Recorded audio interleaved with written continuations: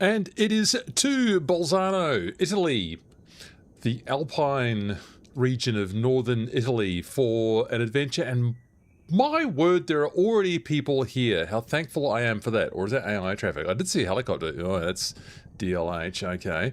So there is, I can hear someone. So my purpose for our Test Pilot Tuesday today is a bit of a make good on some level.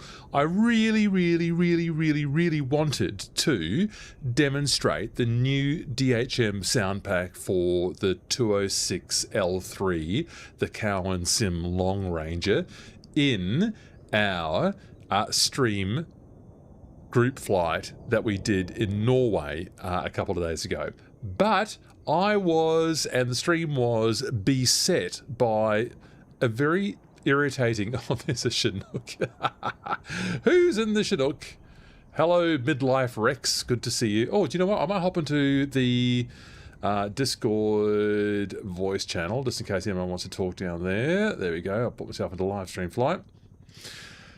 Wow, that looks quite spectacular at that zoom level, doesn't it? And there's a little bit of a military flavour at this end, the northern end of the Bolzano airfield. Very nice, Midlife Rex. We were beset by a very annoying sound issue, and we've kind of fixed it, sort of.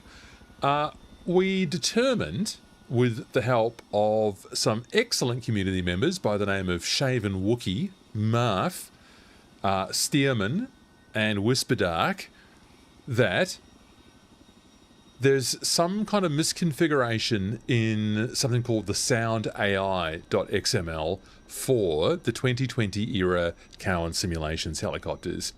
And what it meant was the engine sound of another Cowan sim helicopter that's in your library, when you're a multiplayer and someone else is in that helicopter, the engine sounds for that other helicopter play at full volume, and I mean full volume, like way too loud, in your own cockpit. And there were some really nifty ways for us to test that. Wow, that looks good with that Chinook backing up over there. I'll just spin the camera around just a little bit so we can enjoy the view of Midlife Rex Chinooking over there. That's what you do when you fly a Chinook, isn't it? You go a Chinooking. So it was an absolutely confounding thing that has plagued my streams for months. And I thought it was something to do with a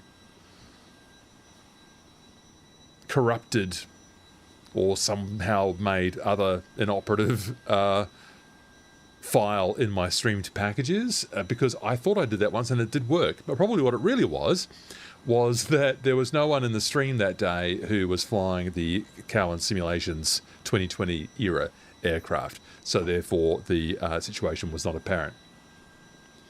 Oh, do you know what? Seeing that Chinook over there makes me want to fly a Chinook. But I'm not going to do that. I'm going to resist that urge. I might do some Chinook testing later. What I'm going to do is test out this lovely DHM sound pack for the Longranger. So DHM already made one of these for the Jet Ranger, and they've done one for the Longranger now as well. It's based on a 505 recording that Hugo from DHM has got access to, and I think actually flies in real life. So that's kind of cool. The 505 and the Longranger having a very close relationship in terms of equipment on board. So what we determined was if I deleted the sound AI file for all of those Cowan Sim helicopters at my end, then I kill the unwanted sounds in my cockpit. So that's a win. It's a workaround, really. So it's not quite fixed. So we'll see what Josh Cowan would like to do about that, whether he's expending that much effort on updating his 2020 aircraft, whereas I think what he really wants to do now is focus on making the upgrades for 2024, and I've got no idea where he's up to on that. I seem to get a bit of a hint from something he posted in Discord that he might be working on the R66 at least. Maybe it's more than just that as well. So, hello, David Bradshaw. How nice to see you along in the chat. And yes, you're awake in Europe. It's usually quite late night, isn't it? It's sort of 2100 Zulu when I normally start the group flights. A bit late for people in the UK. I get that. Sorry about that. But be very glad to have you along just for some unplanned, casual, informal knocking around in some helicopters here in Bolzano, Italy. That'd be good. And I'll listen to these lovely new sounds. And DJ Allen, hello to you. Very good to see you. What would you recommend for the most realistic helicopter to fly for realism and sounds, please? Ooh, realism and sounds. For realism in 2024, I don't think you can go past still the Taugshanger 500C. Excellent model. The sounds are okay. I, in my reviews, have tried to indicate that I think that the sound's one of the areas I'd like to really see Taugshanger improve and work on. I know there's a million other things that a developer has to work on as well, and not everyone is completely multi-skilled in every possible area of development. So, not quite sure how they're going with their Dauphin sound pack. Obviously, they're full steam ahead on developing that add-on, and I'm looking forward to that, as we all are. They're one of the most exciting helicopter releases. So the 500C's sounds are good, and they certainly improved when they did their big update. I think it still is missing an airflow effect, and some other sort of nice things like a sound reflection off when you're in ground effect. But I get those in FSRealistic Plus. So for anything that I feel is a little bit lacking in a Taugshanger sound pack, and this doesn't apply to the Huey, by the way, because the Huey, of course, just automatically sounds amazing. I can enhance it myself and configure it the way I think it would sound really good by using FSRealistic Plus. So I can get the wind rush effect of the wind on the windscreen when we're increasing in speed, and I do get nice things like a sort of turbulence and rattles and shakes and stuff inside the helicopter, which I really love. It makes the helicopters feel alive. FSRealistic Plus does a good job of that. So, the 500C, though, flies fantastically well. It flies beautifully. It's very stable and easy for a manual helicopter. It's still manual. But, yeah, you'll have it's money well spent. The Taugshanger 500C, it remains, I think, the best helicopter add-on in MSFS 2024. The 105 that came out recently could use a few improvements, which I gather they're working on. And the sound will be improved as well. It does have a very nice sound set, the 105, but there's a couple of configuration things, a couple of things that are too quiet that they need to work out. So hopefully that'll be improved soon. Right, so who's actually on board here? Let's just get these name tags on. There's Midlife Rex in your excellent Chinook over there. Has anyone else managed to come in? Let's zoom out here a bit. Bluck Fox, Matthew Crawford Helicopters, you bet. You bet. All right, let's have a little look around here. Yeah, it's a bit of a military corner in Bolzano over here. Some military trucks over there.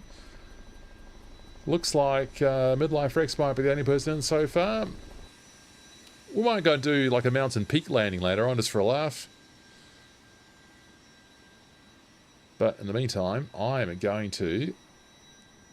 Oh, that looks good, that Chinook, doesn't it? I'm going to get this machine started up because I want to show you what it sounds like, and I think it sounds really great. So I'm going to crank up the game effects there. It might compete a little bit with my microphone as we get going, but if it does, you'll let me know, and I'll fix it. I'll try to anyway. DJ Allen, thumbs up, good. Morning, 555 GTA. How you going? Nice to see you. David Bradshaw, 22 Zulu, huh? No, mine are at 21, aren't they? Or am I starting them an hour late? That'd be hilarious, because there's nothing like a time zone to completely mess up your head. All right, so do we run a checklist here, or do I just wing it? Let's just wing it. So we'll get the battery on. We will get the horn muted. This test all those warning lights are on, and we've got a couple of little tests over here. Yes, that's working. That's the engine relay. Oh, what happens if I test that? Nothing. Can't remember how to use that one. No, it's 22. It used to be 20. Yeah, well, it'll be 20 again. Really? I thought it was 21 and it used to be 20. It'll be 20 again when we go back into daylight savings in Australia. TC Marshall, good morning. Thank you for the live stream. You are welcome anytime. Well, you know, within reason. Yes, outlet temperature test is done. And don't I also, I thought I had to do, there's another test over here, I thought, with bringing those up. Horn mute, or is that the 407 I'm thinking of? That which brings the NG up. Shrug, don't know. All right, so there we go. This is what you get for not running a checklist. So, Addical will come on. Poslight will come on. Pitot heat not required. The weather seems to be actually quite nice, doesn't it? In let's get that overlay on. In Bolzano, 21 degrees Celsius. Yeah, we're in a natural valley here. I know we're in sort of summer now anyway. Hello, Try. I'm just going to call you Try because I don't know how to say your name. Trimha. Hello. David. Oh, yeah, we are in summertime. Yes, so you're so it'll be 22, it'll be 10 o'clock at night for you, but it would be 2100 Zulu. Right, gotcha. I think that's what we're talking about, isn't it? God, those time zones always confuse you, don't they?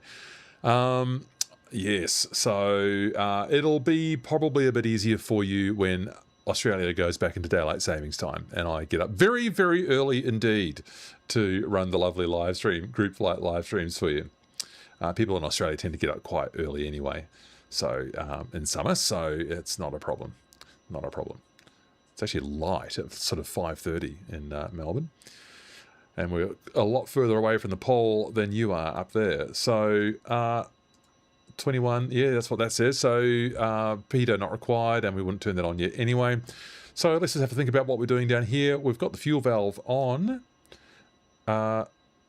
Taxi lights, yeah, no. The hydraulics, I don't know if that's actually working correctly over there anyway, but engine anti-icing not required. So I think we can just start it. So how will I do this? I'll just get the throttle all the way down to 0, so which I'll need to do the idle release. So is that 0 now? Yes, it is. That's my only way of telling. Trimha. Nailed it the third time. Thank you. Do you know if there is anyone making a Sikorsky 92? Ah, wouldn't that be good? At this point, I'm close to starting to make it myself. Well, Trimha, do you know what? I think that if anyone could make it at this point, because they've already kind of made half of it with the 76, it would be Cowan Simulations, but they're just a bit behind the ball at the moment in terms of developing new aircraft because they've got to upgrade their 2020 fleet. So I would think that Cowan Simulations could be suggested because they've already got the code for the 76, so why not adapt it into the 92? That would be my suggestion. So why don't you talk with Josh Cowan? And so whatever you can't make, he can finish off. Yeah, what are your skills, Trimha? What kind of stuff do you do? Do you build models? Do you make sounds? Do you integrate stuff? Or do you make systems? Do you make gauges? What do you do? Maybe you do everything. So, Gen fail, yes. So what I'm going to do is actually hop outside. Not that far, though. That'd be silly, wouldn't it? So we've got that lovely Chinook sounding over there. And what I'm going to do is hit the starter, which is here.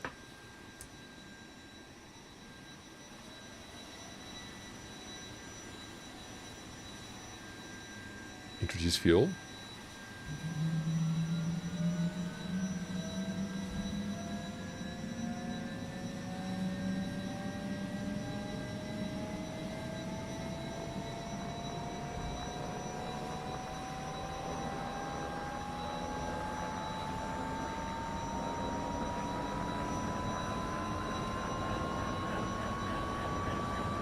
Oh, there's the blades. Nice. Hand off the starter. Just nudge the throttle there.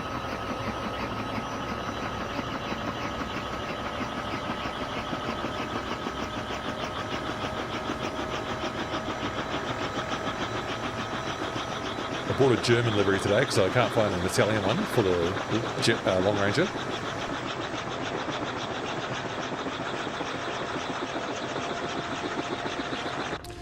And because I was completely negligent there, I wasn't following anything inside, so I didn't even look at the outlet temperature.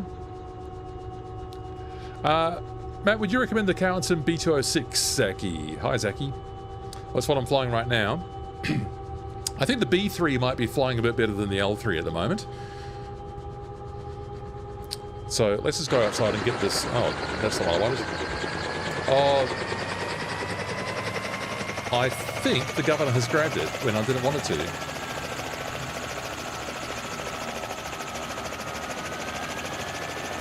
Some slightly strange sound effects there. I'll just turn that overall volume down a bit. Yeah, I don't feel that I wanted it to happen yet, but it did. So that is the bringing it up to full RPM. I would have thought, whoops, that I had to do that on the throttle, but the governor somehow grabbed it anyway, which is not what I was hoping for. Hello, Gary. Nice startup sound. Yeah, not bad. I'm going to just sort of pan around the outside again. Zaki, you're more interested in the B3 anyways. Do you know what, Zaki? I might test both of those machines today. What I find with the L3 is it's very easy to overspeed, and I'm not quite sure exactly why it is. Gary, yes, you can join this flight. We're at Bolzano, LIPB. It's not really a flight, we're just kind of just clowning around, really. LIPB in Bolzano. So, yeah, we're in the north of Italy. So the Italian Alps there, wow, what an amazing landscape when you look at it with that view.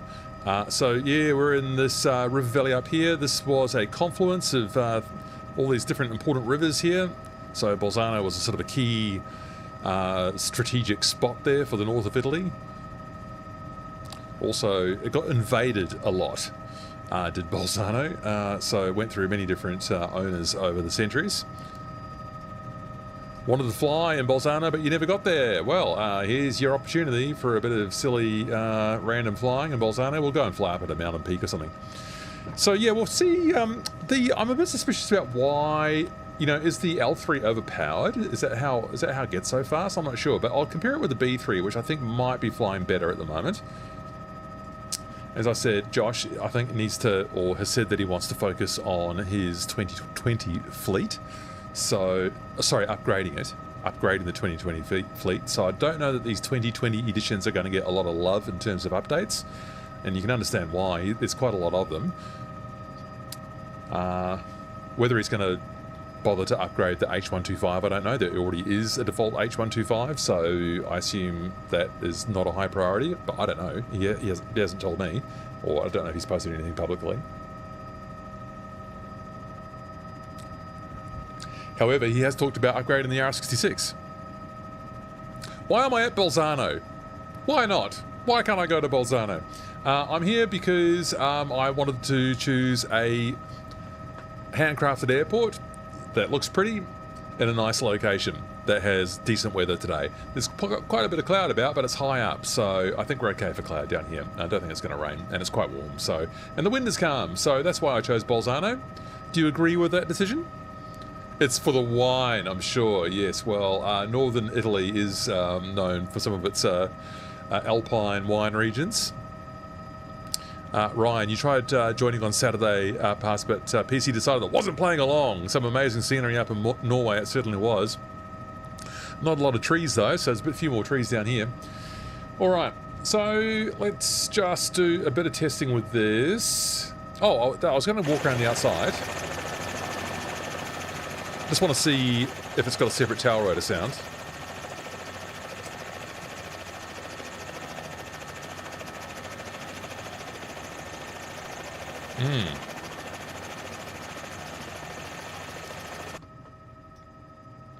Do I definitely have... Yeah. Okay, it does not appear to have a separate tail rotor sound, and that sounded a bit mono to me. I know that it's working because of that switch I just pulled.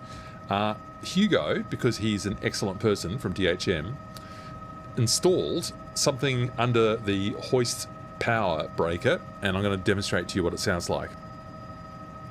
So there's a high-pitched whine, which some people, including me, are a bit sensitive to. So when I pull that breaker, gone. Back in. There it is. High-pitched whine. Pull the breaker. Hugo's installed a little filter, a little sound filter there in his sound set. So I do have the correct sound set loaded. It's just that I was a bit surprised there is actually no separate tail rotor audio, which I actually thought he had done in the 206B3, so I might have to check that as well. That's why it's called Test Pilot Tuesday. Ian, hello, morning from Wales, good to see you. Do you still see the raindrops on the steam gauges when flying through rain? Wow, that sounds cool. I guess I try to avoid flying through rain generally with helicopters. Was that in the 206L3, Ian, or other Cowan Sim helicopters, or every helicopter? Do you still see the raindrops on the steam gauges when flying through rain? Wow. Stinger, yes, it's the Cowan Sim 206. This is the L3 with the DHM sound pack loaded. And there's Toos over there. Hello, Toos. Good to see you. It's just high humidity, not rain. Classic. Classic. All right, let's try to have a little bit of a fly, get the head tracking on. I don't know really what I'm going to do here. There's just calm winds. I still get a little bit of whine, but the breaker is out. Okay. So let's just lift up here, left and aft, I think I need. Yes, there it is. Nice downwash effect. Just please let me know if the balance is ever not right and you need more of me or more of the helicopter. I like these sounds now.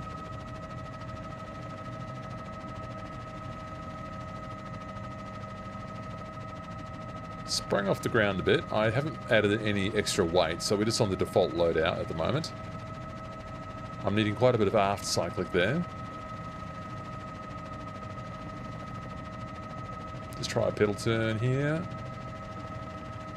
When we do our group flight live streams, there's never really enough time to actually concentrate and fly these properly, so it's always a bit helter-skelter. This is a slightly better view now. Toos in the 500C by the look of it.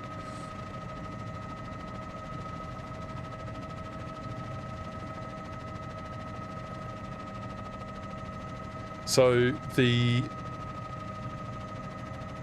ground effect, sound effect in this machine is more of a swishing sound that's reflecting back off. Some people just do it as a generic kind of low rotor rumble, but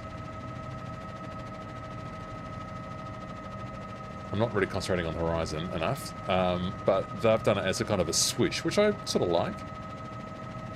I'll just pop down and just check the chat. It's quite hard to hover and actually fly properly. Stinger, oh, you're in Germany. Oh, okay.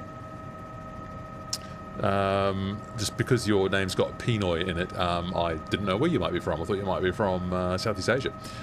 Ian, Cowan Sim 206, rain streams across the gauges in cloud and rain. Oh dear. Yeah, oh dear. I don't know. I mean, he's done at least 2 rounds of updates on the 2020 machines for 2024 compatibility, but I don't know. I don't know. Black Fox. Yes, it does not sound right. Engine noise. The back tail sounds off. Yeah. I think it did. It just sounded like there wasn't actually a separate tail rotor sound. And it sounds a bit mono to me. Oh, wait, hang on. There is one. It's just only on the left.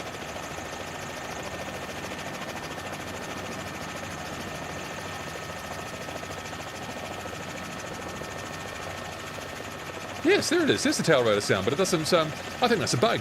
I think I found a bug. Yay! I can hear the tail rotor there.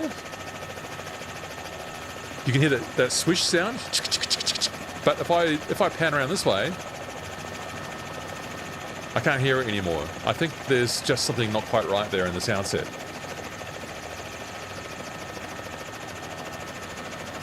So I can't hear it when I look at it, but if I pan left, I can just hear it. Oh, you're from Angeles City, Stinger. Awesome.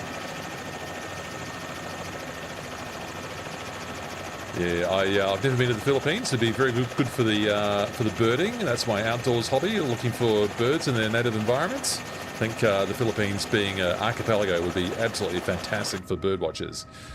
So maybe one of these days, then we can go and see what people like you and Clifford love so much about the beautiful set of islands. Clifford's done a couple of scenery packs for the Philippines.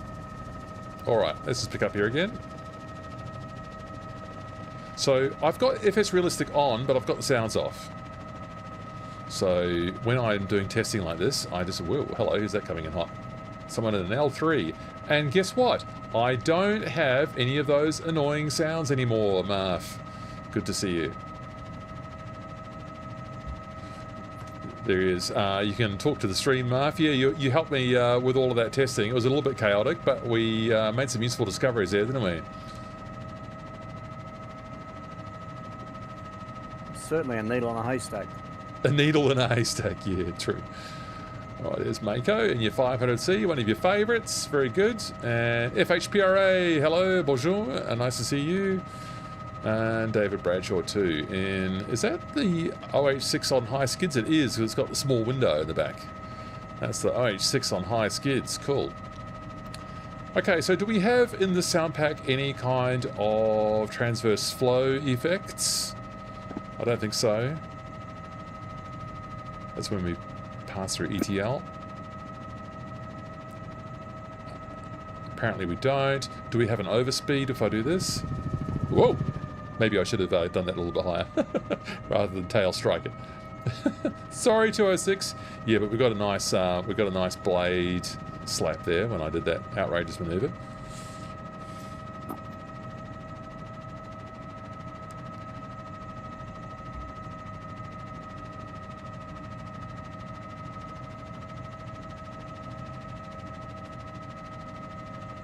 All right. So I might just fly a quick. Oh, I'm racing with the forklift there. Excellent. Need realistic tail strike effects in MSF 2024. Become a spinning top. Well, if you were to break that off, you'd be cartwheeling, wouldn't you? It'd be horrific. Stinger, the Clifford packs for the Philippines. Yeah, I'd love to. I'll ask him about that, and we could do a group flight there. My only stipulation with those, if we do a group flight, is that it's still enjoyable for people if they choose not to buy the pack. Clifford, he lets me preview them on the streams because obviously it's, good for him and great for me to be able to feature the beautiful scenery. So that's how that works. And so if the scenery still works nicely for someone who doesn't have the add-on, then we'll put it on the stream.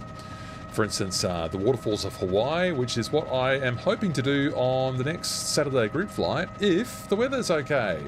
Maui is what I'm thinking. We'll go flying in Maui. All right, we're clear down there. We're clear down there. Oh, there's a bit of rain activity down there. If a shower comes through, I don't think that looks like a bit far. Well, I suppose we could fly down there.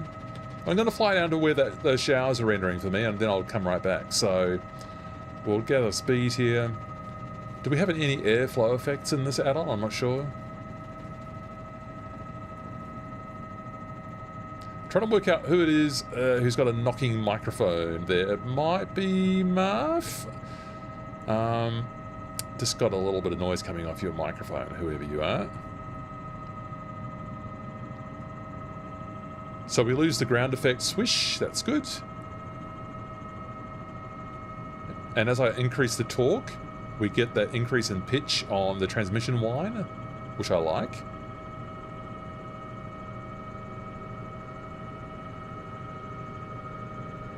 And there's a bit of airflow effect right now. That's coming in from about 80 to 90 knots. It sounds like a sort of a hollow wind. And a nice bit of blade slap there when I lifted the nose. Listen to this. Yes. Nice. Stinger, you got an appointment in a bit. Would love to stay longer. Well, I hope you can next time. You're always welcome, Stinger. Come and fly with us next time. Oh, what's that? Looks like a motor racing track. Or a kart racing track or something.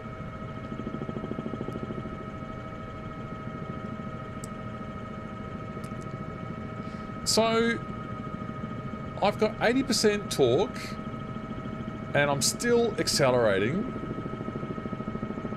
through 120. I feel that the L3 in its current state is a bit overpowered. Oh, look, it's still going through the red line right now. It's just like it's not even there. 75% torque on the default loadout, and we're now through the never exceed. So the L3 gathers speed too easily, and possibly more than the B3 does. Yeah. So the shake in the cockpit is coming from FSRealistic Plus. That's good. Just going to introduce some nose down trim, but we're going to have to lower the collective because this overspeed is just ridiculous. It's just, I mean, it went through the never exceed like it is not even there. So what do you make of that, people? That seems too powerful on the L3.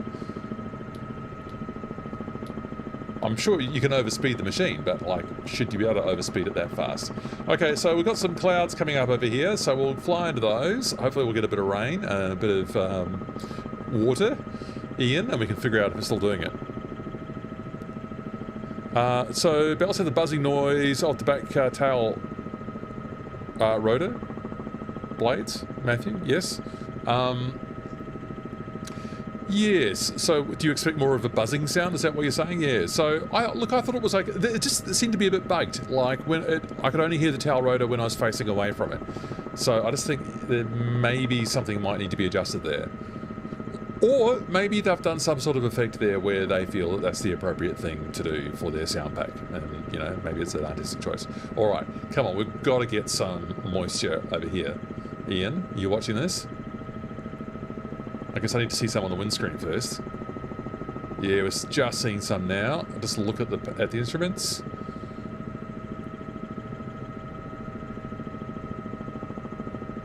Okay, I've got water on the windscreen, but I'm not seeing any on the instruments.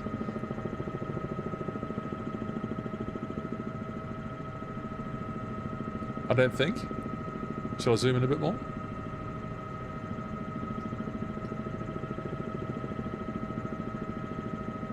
I think it's okay, Ian. You still with us? I've tested it, especially for you.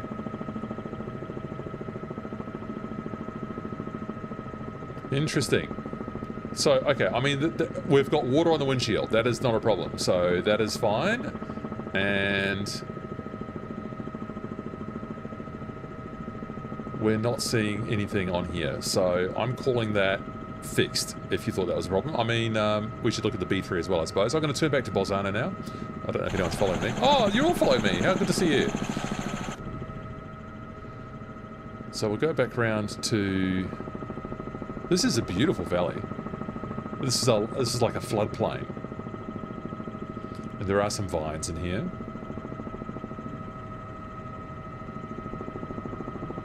Wow, that rain effect's actually lovely. And it's not going on the gauges. All those mountain peaks look inviting. We might shoot up there in a powerful helicopter later on.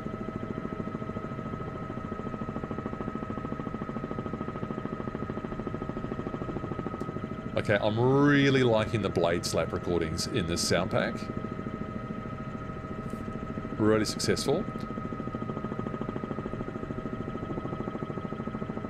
So what I also want to hear when we start descending back into the field is I want to hear the transmission whine come up, which I think it will. Echo 19 did a good job on that one with the BO105.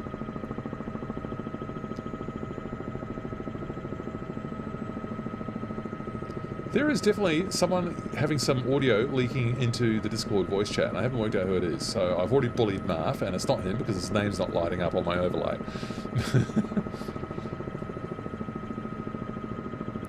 So if you're welcome to talk on the Discord voice channel, but if you're not talking, just mute yourself, please, people. Just so otherwise I can't put the sound on. So let's get some knocking around.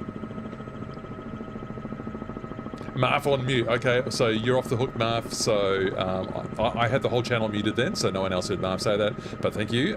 Sorry for falsely accusing you.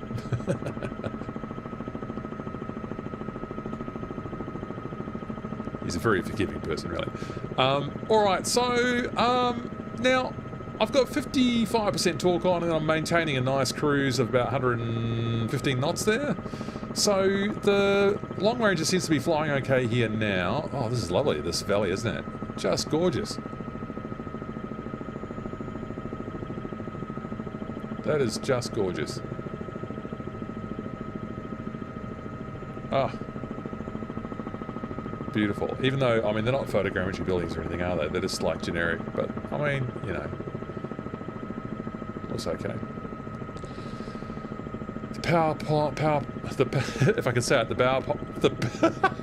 power pylons I still am finding much improved in 2024 with the recent update. Was it about Sim Update 4 they fixed that at last? God, they were dreadful before. So very happy to see those working nicely. Just check on Twitch. Hello people on Twitch, you're very welcome to say hello. I'll answer your texts in the text chat. I can see both YouTube and Twitch chat in one window, so you're welcome to say hello. Good to have you along. So I'm testing the Bell 206L3 with the DHM soundpack. The DHM soundpack is new, so that's why I wanted to try it out. And Elscorn, hello to you, and thanks for the follow. Great to have you along. I'm loving the... Just run that one by me again, please, Marv. Marv is diving left to follow upriver, low level. Oh, you're doing a bit of a river run. I'm going to very sensibly land back down to the field. I'm just going to do a bit of a tight left pattern. Probably should have done a right pattern looking at this headland here, this bluff.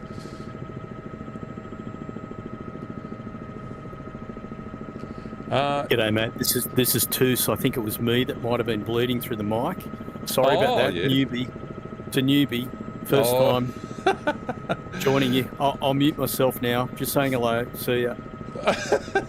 Toos, you are so welcome, and no need to feel ashamed. It's obviously it's a bit unclear to people if their sounds are getting through or not, but I like to leave the chat open if I can. I am able to cut the chat off if there's any problems. Yeah, so that's great. Thanks, Toos. Yeah, and when we get close to the airport, the power pylons turn red and white, so that's good. 98 Vulcan, good evening from Gosford. Excellent. Nice to see you. What's it like in Gosford tonight? I assume Gosford, New South Wales. And Black Fox, yeah, you're looking forward to an AW139. Everyone. I think that'd be one of the most popular complex helicopters to get in the sim. But I mean, there'd be no point in doing an AW139 if you couldn't do all of the avionics as well. And about the only person who I think has ever achieved at that level would have been Dave from High Performance Group, and he's left that team now, sadly, or apparently has. Beautiful blade slap sounds, DHM. Beautiful blade slap sounds there. So I'm going to see if I can just get the rotor speed up just as we descend here.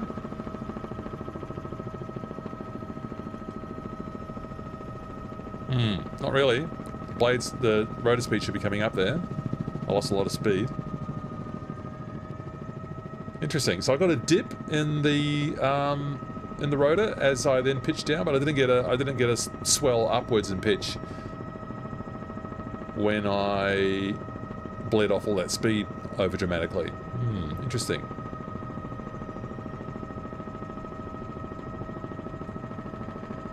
Interesting. You're a cool man. Thank you. Aren't you so kind? Thank you. I don't think of myself as cool. Oh, that blade slap is so good. I can't fly the helicopter like that. Whoa. So we got a transmission effect there as I pulled a bit of emergency collective. 98 Vulcan, coolish, but not as cool as Victoria, my home state. I think I've gone soft. Yeah, all right. You know what? It was 19 degrees in Melbourne today, and we sort of had that northerly that would have brought in a gale force hot duster in summer here in the middle of June. So it was 19 degrees in Melbourne today, quite unusual. All right. I'm just throwing the Longranger around a little bit this time, just trying to experiment with these sounds. These look like vines down here, don't they? Oh, I just saw Fredericks pop in. Hello, Fredericks. Let's do a flyby here. Hello there. There he is. Fredericks, might I just possibly comment that you sound like you've got quite a nice microphone set up there. Yeah, it was brought to me for me by the family. It's some kind of what is it? A JVC headset. Oh, okay. It just brings out the sort of the close bassy quality of your voice. It sounds like you could be doing a bit of a late night radio show yourself. We could do competing ones in our regional markets. Agree. I think, yeah. I've always fancied myself as a bit of a John Peel kind of. I come from that part of the world with that monotonous voice. I don't think I would not describe your voice as monotonous. Oh dear. Great to have you along, Fred, as always. So I've just done a bit of a crazy circuit here, and I'm just going to slap it down. Do you know what I might do? I might see if I can skid it along. We'll just cut the engine here. We'll mute that horn, and we will bleed off that speed and do this as an auto rotation. Oh yeah. Oh great. Loads up nice. Okay, I'm pretty pleased with that. So we I could have done with those sounds a bit louder, but we had we had an I've lost control of my camera. Come back. Right, there you go. We had an impact. We had a sliding sound, and it kind of just worked nicely as the energy bled out of the rotor system. So I was actually pretty happy with it. I'm going to do that again. I'm going to do another auto rotation in the 206, and I over-talked it grossly there. Sorry about that. Auto rotated. That's right. All right, here comes another auto rotation in the Longranger. That was fun. Let's reset that camera. Don't normally get to do auto rotations on our normal group flight live streams. That's what Test Pilot Tuesday is all about. By the way, Test Pilot Tuesday might not always be on Tuesdays. It might just be on a day that seems to work for me. Tuesday's reasonably good at the moment. Right, let's do a quick stop here just to see what happens. Lost a bit of cyclical authority there. Okay, yeah, those sounds aren't bad, hey? I can hear that, which to me suggests that the gearbox is sort of going up and down. Bradnell, hello. Oh, I got your sound, actually. I got your... Because I had to... It'd be interesting to know, Bradnell, which R66 you're flying. Are you flying... I'm not high enough for this auto. I had to climb up a bit here. Are you flying the Cowan or the Asobo?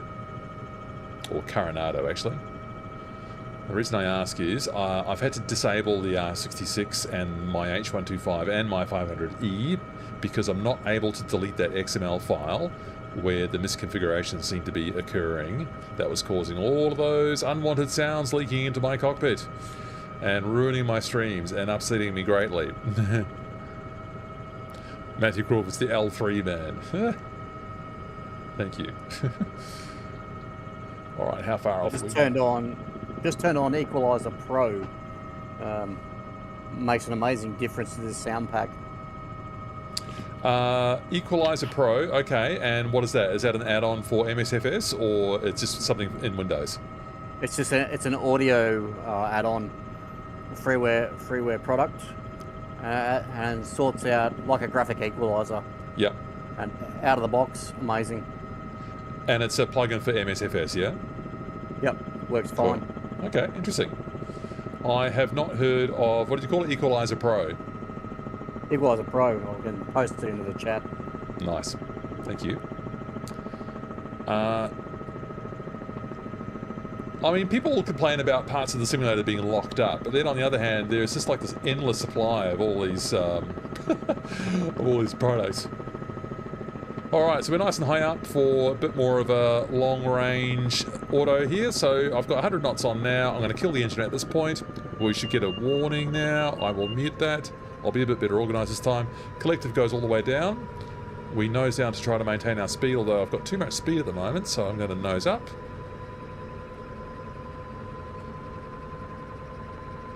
I'm going to nose up until I get down to about...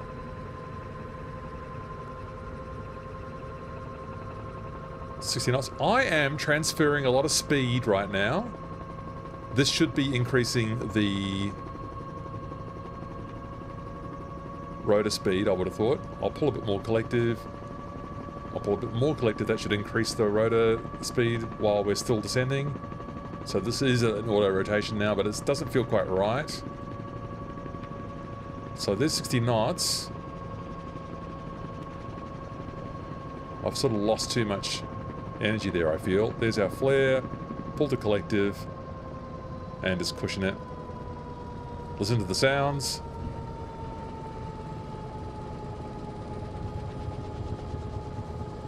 I don't know what that actually... That was actually quite a nice... I mean, I don't think that auto was like terribly realistic. I don't know that the energy was quite transferred correctly. In fact, I'm pretty sure it wasn't. But that actually looked pretty good. It looked pretty good from the outside, did it? Absolutely. All right. Anyone else want to put their hands up to perform an auto for the audience, and I'll enjoy the I'll enjoy the show. I'm happy to give it a go. Oh, who was that now? Oh, that was David. Yes, David. And let me just let me get off to the side of the runway here, and we'll watch your spectacular work. What machine are you in, David? I'm in the OH6. Oh, of course you are. We talked about that before. All right, so I'm off the side now. Oh, that's loud. Let's turn that down a bit. I assume you're coming in the same way. Okay, yeah, I'm flying out on the pattern. I'm just opposite the double white bars. I'll be with you back in a couple of minutes. There he is. There he is. Brave man. Brave man to sort of put his hand up for a auto rotation attempt in front of the audience. After this, I suspect that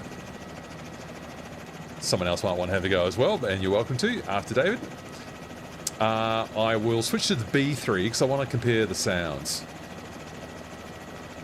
Hey, Matt, I don't know whether you can hear me. Sorry, mate. I just answered your question before. Right. I'm in the Asobo R66. Okay, excellent. That's good. You were, I think, represented to me as a generic aircraft, but it was a generic R66. So I don't know quite what that means. I would have thought I might go and fly over Brad and go and have a look. Yeah, no worries. Bradnell's got an R66. That's what he just said. Blue and white one should be. Roger. Oh, actually, yes. You know what? I can just see it over there now, and the object level of detail is not quite right. So I think that probably means it is the. I think it means that it probably is the Coronado one, which is correct. So I just got confused. I just didn't see your whole name tag. All right. Well, good, David looks like he might be inbound. Right, feel free to talk us through it. David's inbound. Mark's got the camera rolling. I think I need to get a bit closer before I knock that down. It's going to come down fast. Okay, collected to the... There he goes. Down at about 60 knots. And keep pulling back. Oh, this is exciting. Well, it's looking pretty tidy now. Okay, starting to flare. Whoa! He lost. I think the pressure got to me.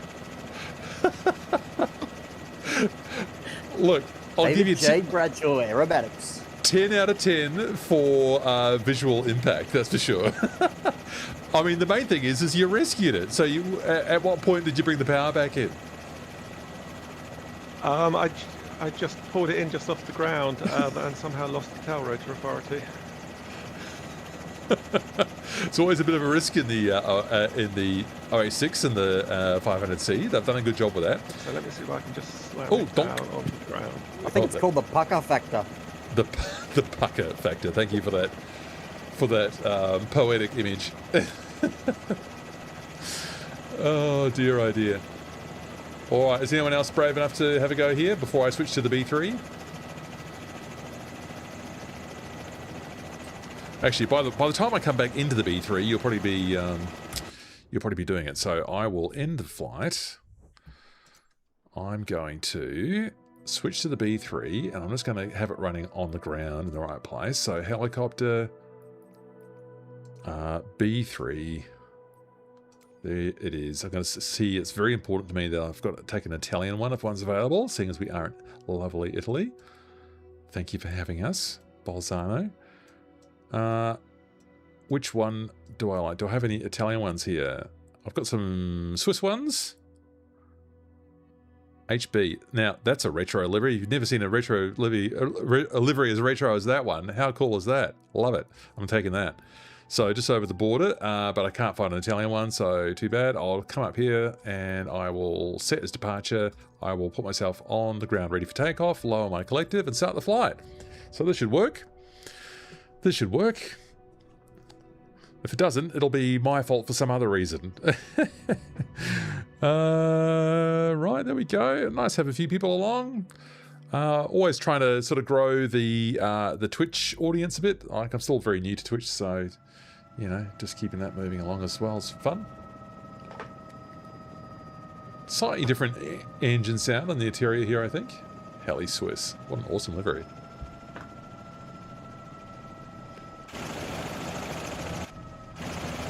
Okay, do all my cameras work? 2, 3. Oh, yeah, also they work. I need to turn that high-pitched sound off, which I can do again with the very helpful hoist. There it goes.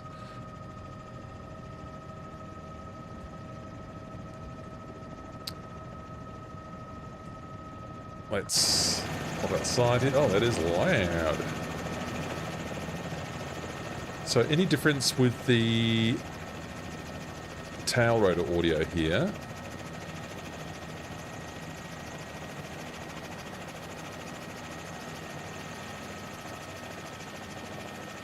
Yeah, I think I can only hear it when I'm not looking directly at it. That's a strange one.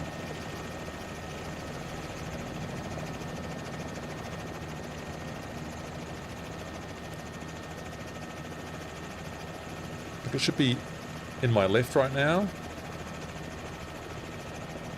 Now it should be in my right, but it's not really in my right. I can only ever hear it when I'm sort of averted away from it. So that's the same as the L3.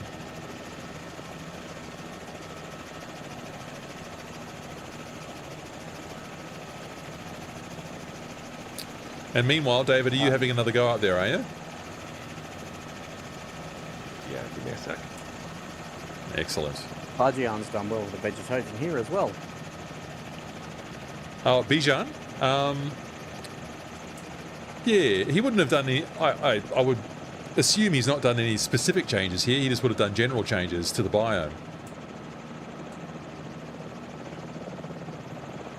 But a bit of a sharp drop-off once we got sort of a certain distance here. Oh, here he goes. Get the camera on him.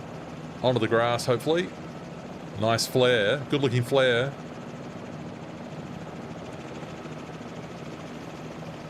Look, from my perspective, you dragged the tail, David, but I don't know, did that feel flat for you?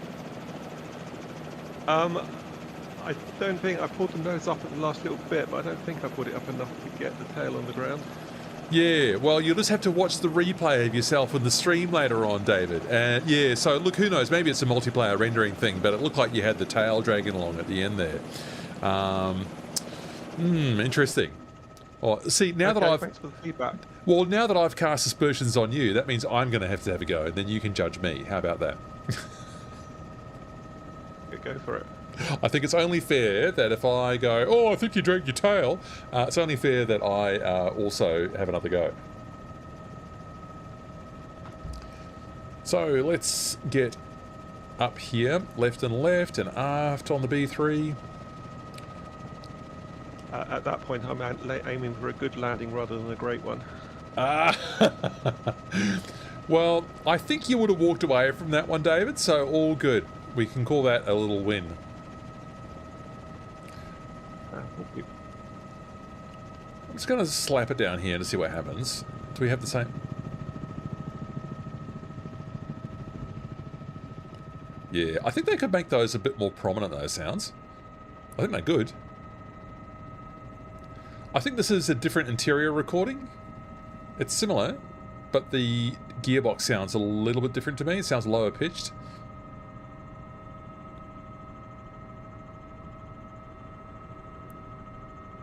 And now we can hear that airflow sound. It's a bit more whistly in this one. It's a different airflow sound than the other recording, that's for sure. I'm going to see if I can overspeed this. This is the 206B3, which also has the DHM soundpack, pilot unknown. So I also note that this one, I'll just do a 180 here, this one does not seem to... Different blade slap too, I feel. Oh, it could be the same. Well, I've tested both pilot unknown. I've tested both in this little flight today. So I'm going to climb up here. No, I'm not. I'm going to try and gain speed. I've got 80% torque on. This was the point where the L3 was accelerating like crazy, and in fact too powerfully, in my opinion. So this, to me, is looking quite a bit more sensible. Quite a bit more sensible. Like, it feels like it's sort of even topping out a bit there. Yeah, so I think a good reason there maybe for... I mean, I'm over-talking it right now. I'm into the yellow. So I'll just say at the top of the green, which is where I was in the L3. And the L3 was accelerating like absolute crazy at this point. So the B3, in my opinion, is flying better than the L3 at the moment.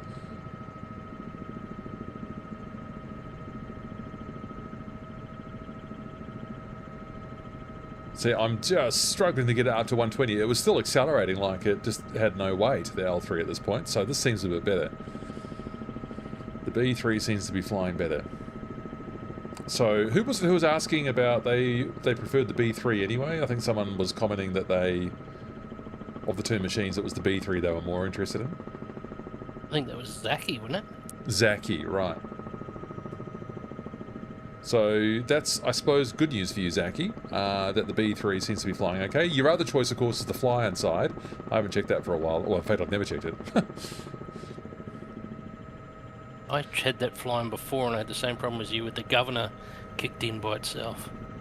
The B3 governor kicked in also, did it? Right, interesting. On the flying side one. Oh, on the flying side, Bell? Sorry, 206 or 47? The 206. No, right. the 206. Yeah. Right. Okay, gotcha. All right, so I don't know whether that's something that's been introduced in one of the new updates. Maybe, I don't know. Good question. So I am auto-rotating, but I'm having to do a bit of a corkscrew because we are way too high. And now I'm losing speed. That's bad. Keep the nose down, Matthew. Keep it above 60. This one's going to be stopping very short. I can't keep the rotor speed up even when lifting the nose.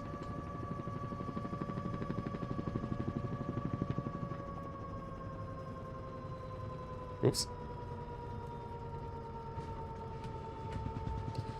Well, there we go. So that was definitely my worst auto rotation, but it did start from much higher up, so I had to do that corkscrew, so it wasn't all nicely lined up in advance.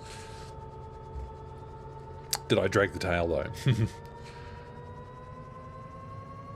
Yeah, Pilot Unknown, it's supposed to build, and it's not. So, there's that swish of the ground effect again.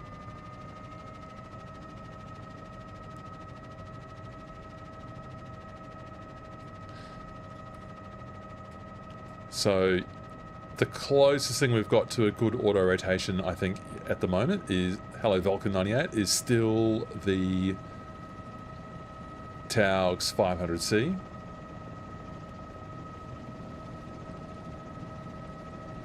Pilot Unknown, the helicopters in this game are interesting. They are. Well, I'm obsessed with them. Do you know what? I'm going to follow David and then see what happens. So let's just pull a bit more collective here. Hello, my name is Marv. I'm addicted to helicopters.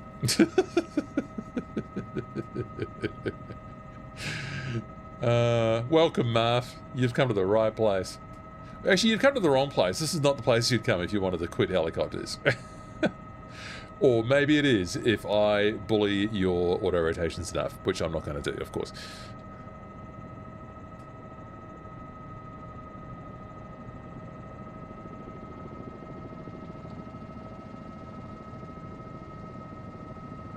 All right. Well, I'm on your 6, David, and we'll just we'll see what you want to do over here. Okay, well, follow me in. I'm going to auto it in. Excellent. What could go wrong? You're quite bold doing it from this low, but maybe you're going to cut it late. I'll just follow you in.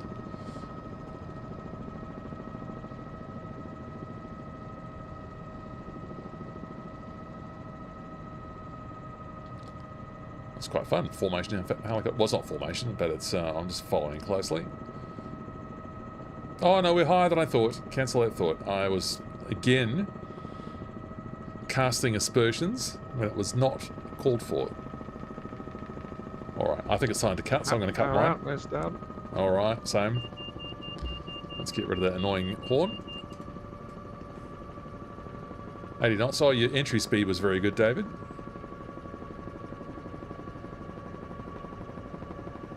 Getting a bit faster in my machine.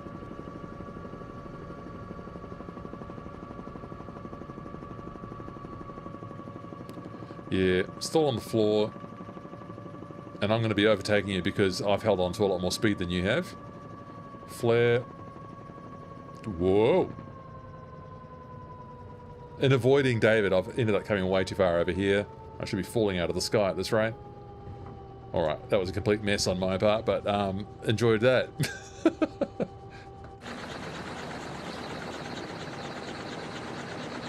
So with the machine at idle... Doesn't build 1-bit pilot. No, it does not. Needle didn't even move. No, it didn't. So I'm just going to... With the thing at idle, I know I'm in the middle of the runway, sorry.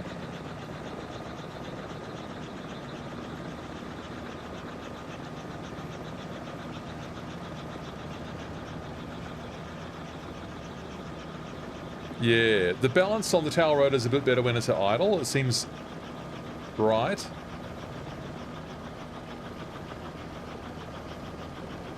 I mean, I've got to put my face almost in it before I can hear it properly. I think it could be maybe a bit higher in the mix. But then they would have done that knowing what they're doing, so yeah. I'm just going to do one round on SAS. I'm going to try and take off on SAS, with SAS on. I just want to see what it does. I don't, of course, approve of SAS. I'd much rather fly manually, but I'm just going to see what it's like. It sometimes fights you a bit. I like to nitpick pilot. Yeah, no, you're not. You're asking valid questions about the auto rotation performance of this model, and that's fine. And we can talk about these things without being mean to people or overly, you know, negative about it. I mean, see, this is the sort of thing you get, and with SAS on, you get this kind of oscillation. I actually find it much easier to take off with SAS off. But I'm going to try that one more time. So what if I do it with the sticks neutralized? Just counteract that left turn there.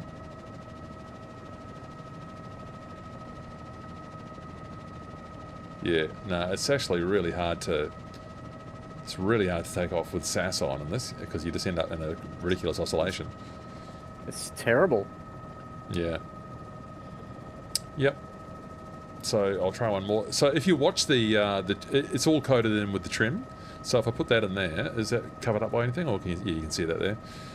You'll see as I lift, I'll just put it where it won't. I'll put it more in the middle so I can see it as well. Whoop. Of course, that time it actually works all right. But you can see the trim coding follows me around a lot and opposes me. So I'll just try it without looking at it. So I'll try it with left and left. This is where I got into my first oscillation. Why is it now fine? That makes no sense. What am I doing differently apart from having the input viewer on? It's incredibly distracting with the input viewer because you can see the trim moving around the whole time. That is very strange. Now I can fly it absolutely beautifully smoothly. I found if you put in a bit of right lateral trim before takeoff, it actually comes up nicely. Is that right? Now, was it about this helicopter they were saying that you should do the pedals left and right first, or was that another issue with something else? You just bring the collective up slowly and you'll see which direction the nose starts to wobble. In a bell, John Lynch pushes off to the right. Well, that's what a anti-clockwise rotor system should do, but I'm keeping it all neutral. So there's the nose going off to the left now. Here's some left pedal. And we've just got a little bit of oscillation then. So, Pilot Unknown, you're asking about the input viewer. This is a real classic add-on, one of the best things that has ever been made for diagnosing control issues and also seeing what the trim coding is doing in the situation. It's just a free add-on on flightsim.to, and all you need to do is search for input viewer. And I've been using it in videos for ages because it's that useful. I do not understand why this is suddenly easier to fly since I got the input viewer up. Surely that cannot be connected. Ugh, I do not like flying with SAS at all, but I just wanted to... You got it. Okay, excellent. So now with the input viewer off... Yeah, the code seems to have settled down. Now it seems to be working. I do not understand that. Okay, just plop it down again. Everything down. Looking off into the distance. Pulling. We need a bit of left pedal. And there it just floats gently off the ground. Why was it that I had 3 horrific takeoffs and now it's just fine? There must be some condition in some of the code somewhere that means something like that's going to happen. Hello, Delta 1, Foxtrot 3. Oh, and there's Bradnell in an ATR 72 apparently. I bet you're in the Bell 47 right now. Yeah, flying side 206. Okay. I've got him as a Fokker. You stop that sort of language right now. He's an F-28. Thank you. Correct. Yes, so I think it might be because those earlier to fly inside add-ons might actually be defined in the simulator as airplanes and not helicopters. Brad, do you know that did you notice when you selected it in the menu, does it come under airplanes or helicopters? It comes under helicopters, but you've got to use the airplane controls still. Okay. I think that's why 2024 still model matches it as something that it shouldn't. Because it's at some level not defined as expected. You know what I mean? Yeah, yeah. These were quite, I think, early add-ons in 2020 before everything settled down. Okay, the SAS now is absolutely beautiful. I do not understand it. Why was it so awful to deal with initially, and now I can just hover like I've got all the assists on? I prefer to do it manually still, of course, but it's interesting. Toos has got a very stable hover going over there. Toos, how are you doing that?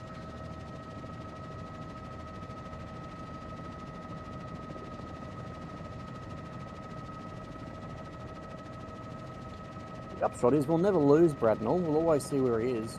You can't. Thing about a Bell 47 is that it's practically see-through. So therefore, if it is represented as an ATR 72, I know it's the 206, but you know what I mean. It's the same point. If your Bell 47 being practically see-through is actually represented by an ATR, we'll never lose them, which is brilliant. You're right. I'll get out of it. I think I'll change. Fair enough. Wild Mulqueen. Hi, how's it going? Hi, Mulqueen. It's going real good. Nice to see you. I decided to fly helicopters in MSFS 2024. What? I can just about fly this in SAS and look at the chat screen at the same time. Oh, I'm getting into an oscillation. No, you have. When you get into an oscillation with this, you just have to stop fighting it and then let it sort itself out. I think that's the secret. Mulqueen, you find they are awful to fly. Oh, not sure if it's realistic, if it's a MSFS 2024 build issue, or whether it's my kind of bindings and sensitivities, etc. Well, Mulqueen, you have just started to fly helicopters. Oh, in MSFS 2024. Do you have helicopter experience outside of that, or are you new to helicopters generally? Because helicopters are hard, which is why they're really fun, because they're so satisfying when you get better at it. Pilot unknown, you hate using it in real life. The SAS, that is. Well, we do have our resident CFI Maker 6. He's a real world helicopter pilot. Well, he's certainly done a bit of flying in the Schweizer 300 in the past, says Mako, and told me that he's going to be doing a little bit more flying again soon, so that sounds exciting.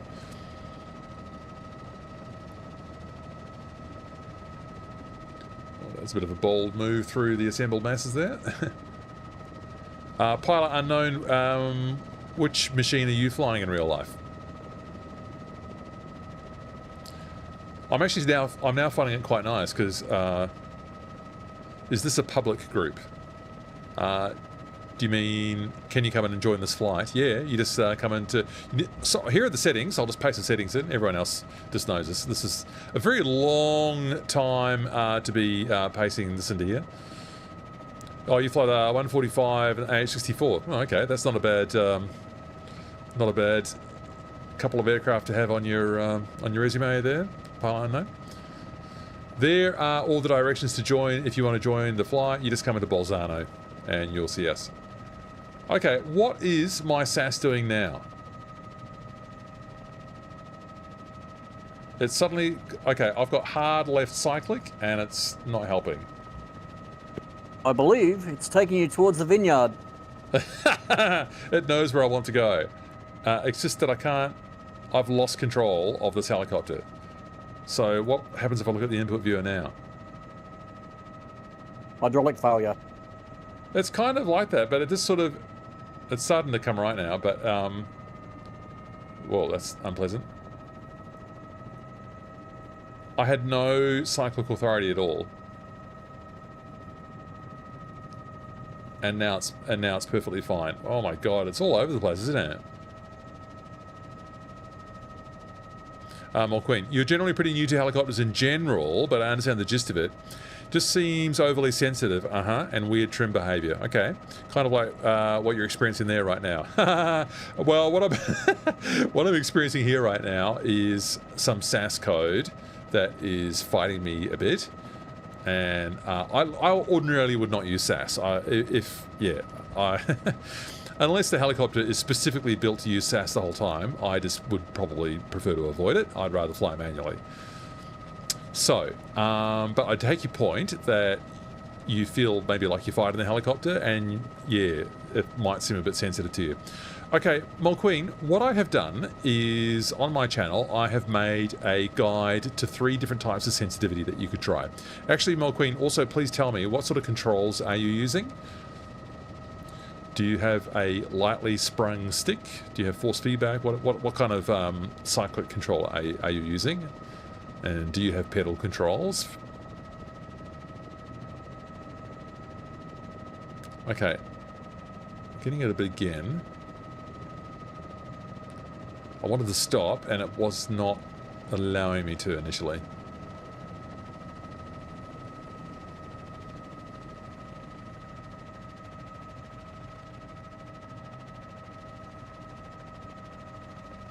I've got to say, one of my favourite sound sets still to this day is that immersive audio one they made for the R66, the Cowan R66, which I can't use right now because I've had to disable it. So I'll have to find another aircraft to practice with. Problem is, with me being new to them, says Melqueen, I don't know what to expect for it. I'm using the Thrustmaster Airbus TCA and some awful Thrustmaster rudder pedals. Well, that'll still be better than nothing, that's for sure. Still be better than a twist grip and a joystick. So the Thrustmaster TCA is quite a solidly sprung stick. I actually tried it in one of the videos. I made a video called Flying Helicopters with a Cheap Joystick. No offense, of course, but the point was how far can you get with a cheap stick? Well, you can fly it, but it's just going to be hard work in a heavily sprung stick. It's got quite a solid feel on it, that Airbus TCA, yeah. So it's probably nice for the airliner, but it's not that great for helicopters because you're going to get a tired arm, and you're just going to be, yeah, it's hard to make those small movements that you need. So there's not much you can do with that stick probably because you can't change the springs or the tension in it, as far as I know. So I would. Well, I mean, okay, in the spirit of the best controller is the one that you currently have, you, I think, could look at just lowering the sensitivity a lot. But when you do that, you're going to be pushing into the spring further, and you're going to get a tired arm. But that might just be the cost of helping you improve your helicopter flying with a heavily sprung stick. This Orion 2 HOTAS that I've got has no springs. The springs are removable and swappable, and I've completely removed them, and the only thing bringing the stick back to the center is the rubber boot at the base of the stick. And so it's very soft, and I can just push this around just with a finger. And you see how I've got all this travel here in the middle, and I'm hardly using any force. That's kind of just like one finger. I can fly it with my little finger, right? And it's also very high resolution, this stick, so which is lovely. So it's been a great stick, even though it's not force feedback or anything like super fancy. It's been really great for my helicopter flying, especially where I came from with that old Sidewinder 2 force feedback from 25 years ago. God. That's what I use now. No way, Bradnell. That's very impressive. And the feedback still works and everything. That is so impressive. That is so impressive. I decided that it was too annoying and I was sick of it, and I got the Orion 2 instead, and I'm glad I did, because it's definitely better. Not to reduce your enjoyment of your classic machine. It's very impressive that they still work after all this time. Mine was starting to have a couple of small problems, but I was able to sell it on eBay after a little fix.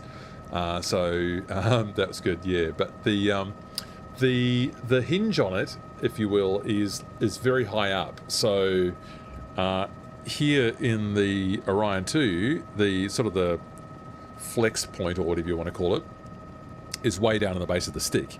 So the longer the stick, is from there, the finer the movements you'll be able to make off it. And that was very hard in the force feedback too, because it's so high up. But yes, it was also a very low resolution stick. It's quite grainy in its resolution.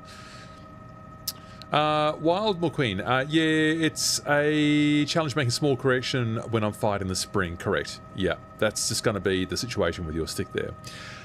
Can anyone tell me what is the cheapest stick you can get with changeable springs or removable springs that you can still actually use without springs, like what I'm doing? What is the cheapest stick you can get that would have that feature? Probably the Orion. I think you can go, I think one of those, I'm just forgetting the name of it. And I think maybe even VKB might have one, but I haven't tried those ones yet. So if anyone's got experience with VKB, I'd be interested to know, and we can give Mole Queen some useful advice maybe. Yeah, because I don't want to assume that people want to spend, hundreds and hundreds of dollars. I got my Orion 2 second hand, so I was very lucky. Oh, Fredericks, from my perspective, that looked like a very nice auto, except it looked like you bashed the tail rotor. Oops. Oops. Yeah, I came in too fast, but I stayed alive, so that's stayed an alive, achievement. and you're laughing, and so are we. So it was worth it on every possible level. So yeah, it's hard, isn't it, with the autos, because you've got to do the flare higher up than what you realise. But sorry, go ahead. I cut you off, Fred. Yeah, no, I was just going to just as regard to the cheap flight stick, as I mentioned in the last stream, the Velocity 1, it's quite easy to open up and either remove or alter the spring in that. And in other aspects, it's quite a good flight stick. So that's a reasonable budget way to go. It does mean that you're making a permanent change to the stick, though, doesn't it, Fred? It does, but I've got it so that it's very light for helicopters, but it still centers. I can use it for aircraft. You know, it's no disadvantage. It's not as loose as your stick, but it's workable in a helicopter with very light finger pressure.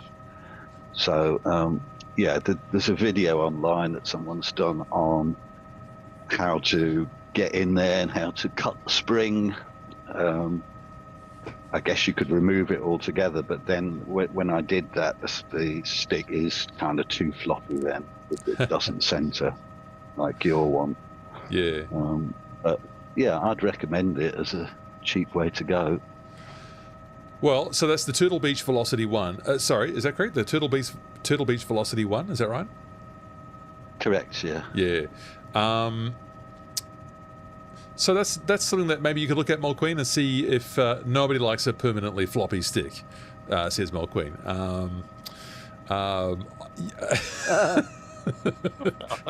I'm not going there.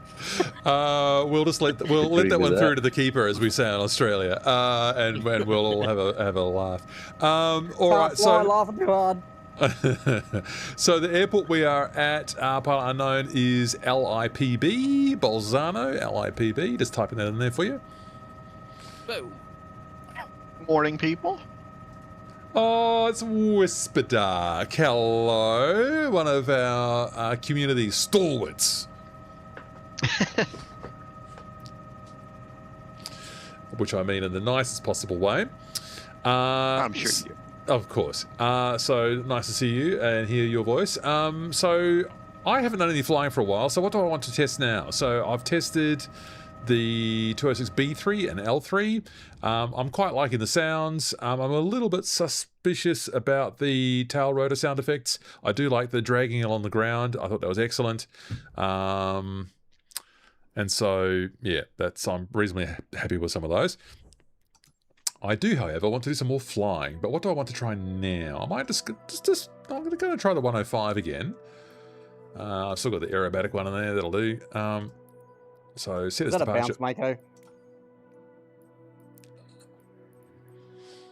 You're bouncing your helicopters here. Now I know that this doesn't really auto rotate though, does it? So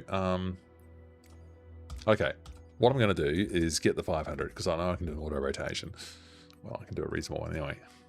So save and get in, please. Airborne, no, on the ground, ready for takeoff, and in you go.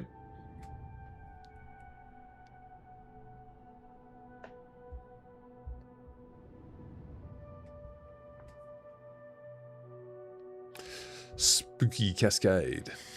Okay. Oh, that's your name in here, I'm guessing. All right. So, it hasn't streamed in yet. I have to let it load probably. That's because I wiped out I cleared my saved packages. Who was asking about the 500 before, or what I thought was the best helicopter? Here's another chance to have a look at it. It's got the doors on, yeah. Oh, Toaster, sorry, I missed a comment from you. Helicopters unfortunately really scale quite strongly with the quality of your hardware. So just like in real life, they're just the more expensive option to fly. Look, I'd love to help Mulqueen with some other hardware recommendations. Someone said X3D, but I'm pretty sure that you can't adjust the springs in that unless you're doing surgery on it. No. The other one is the Thrustmaster Warthog. So I used that for many years, but I had to remove the spring. Yeah. It was extremely hard to get centered, so I cut the spring in half and put it back in. And that made a difference till I upgraded to the Moser and the Vario. So I got the Vario Collective and Cyclic and then upgraded again to the Moser with the force feedback, and it makes a world of difference. I bet it does. I bet it does. So yeah, that's not the cheapest option to go with. Look, I'll just say this to Mulqueen. If you were to get a new stick that might work nicely for helicopters, you've still got your TCA should you want to do some airliner flying, you know what I mean? So it can just go into a box in a cupboard or whatever, and you can just bring it out when you need it. I mean, that's what I was doing for a while, and that didn't really trouble me too much, you know, having more than one helicopter, more than one set of hardware at a time. The Orion 2 is actually quite configurable, so you get a kit with all of the springs and dampers in it. I've never used the dampers, so the dampers would just hold the stick in place if you tighten them up enough, which would be a little bit more realistic for helicopters, but more realistic still would be the force feedback stick that actually has something approximating the magnetic release force trim system that you find in a lot of real life helicopters of you know, the ilk of a 205 and so on. Yotam, hello. As far sideways I can get it, Mako. Alright, who's flying up there? Spooky Cascade. Oh, right, I'm going to follow you. R66 turbine passenger. Alright. Can you do... Does that do autos? I think might be about to find out. Is there a crazy tall residential building here? I'm not sure, but there was one in Melbourne that was like about 200 stories, and it was only the size of a house, so there was a bit of a glitch in the data. It's pretty funny. That seems to be what I'm looking at here. To the west of the airfield? Yeah. Marv heading over there. It's not crazy high.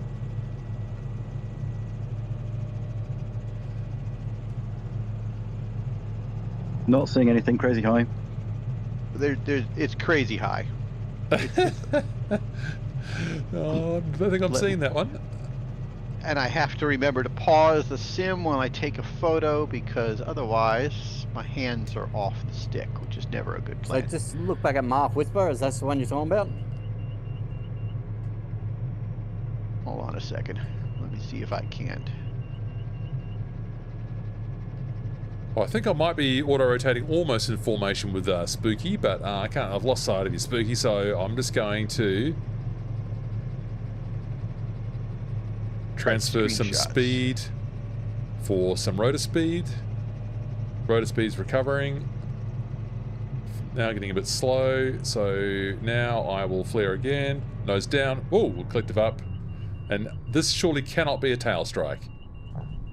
Oh, I might have hit a bit. Clear. I might have hit a bit hard. Sorry, who called that? That was me. I was watching David. From the edge. That was pretty good. Oh yeah.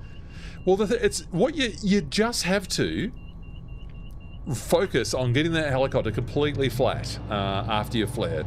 It's just so hard to resist pulling the nose up, because you feel like you want to cushion your landing, but you'll strike the tail instead. Now,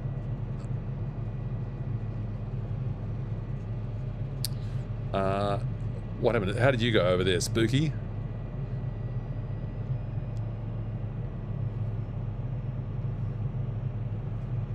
You went a bit slower than me, and you're R66, so I'm going to follow you around again. Oh, nice quick stop.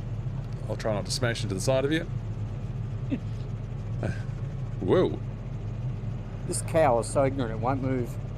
Have you literally found a cow?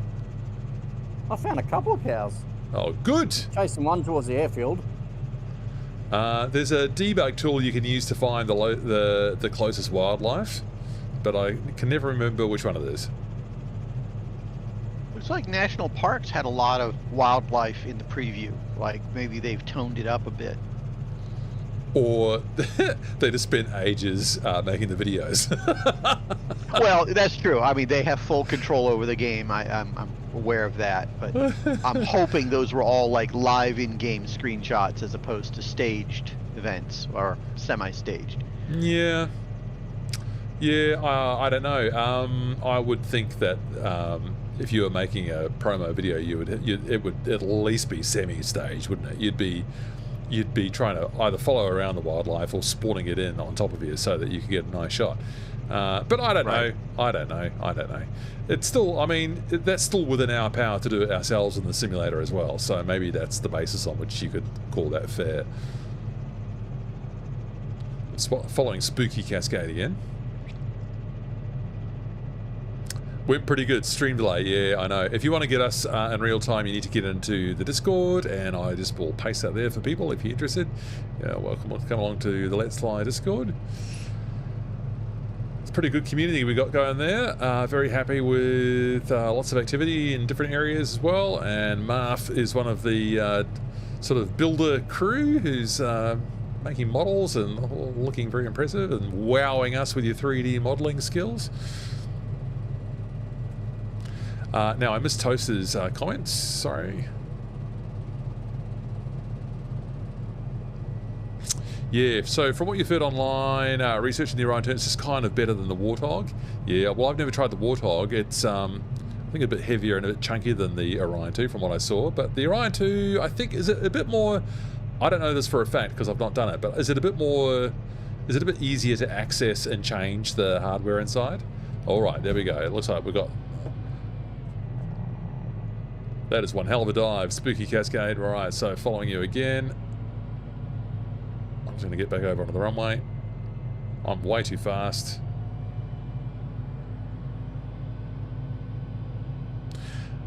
And so the dampeners, Toaster, you think are mostly suited for when you're using the... I'm actually reading the chat and doing an auto rotation at the same time. That's not very safe flying. Never good. Delta 1, that's a complete tail walk. Alright, I know for sure that my nose is flat, and there's absolutely no way I'm tail striking this. But also, before I congratulate myself about how great my auto rotation was, I actually had the engine at 100%, so that was not an auto rotation actually. Thought, oh, that's not doing such a good job maintaining the speed. Yeah, no kidding, Matthew, because you had the engine on. Let's try that again. So the dampeners are mostly suited for when you're using the Orion 2 cyclic extension, yeah. Because the it might get a bit loose and a bit top heavy. So the dampeners might be a bit more useful there. And you got to get that special silicone gel as well, I think.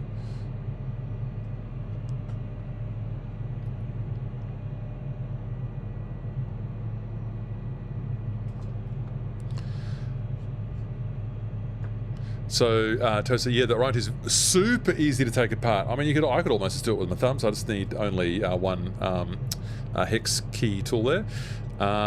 You also talk about the throttle to re-grease it. Unfortunately, it's kind of sticky for me. Oh, right.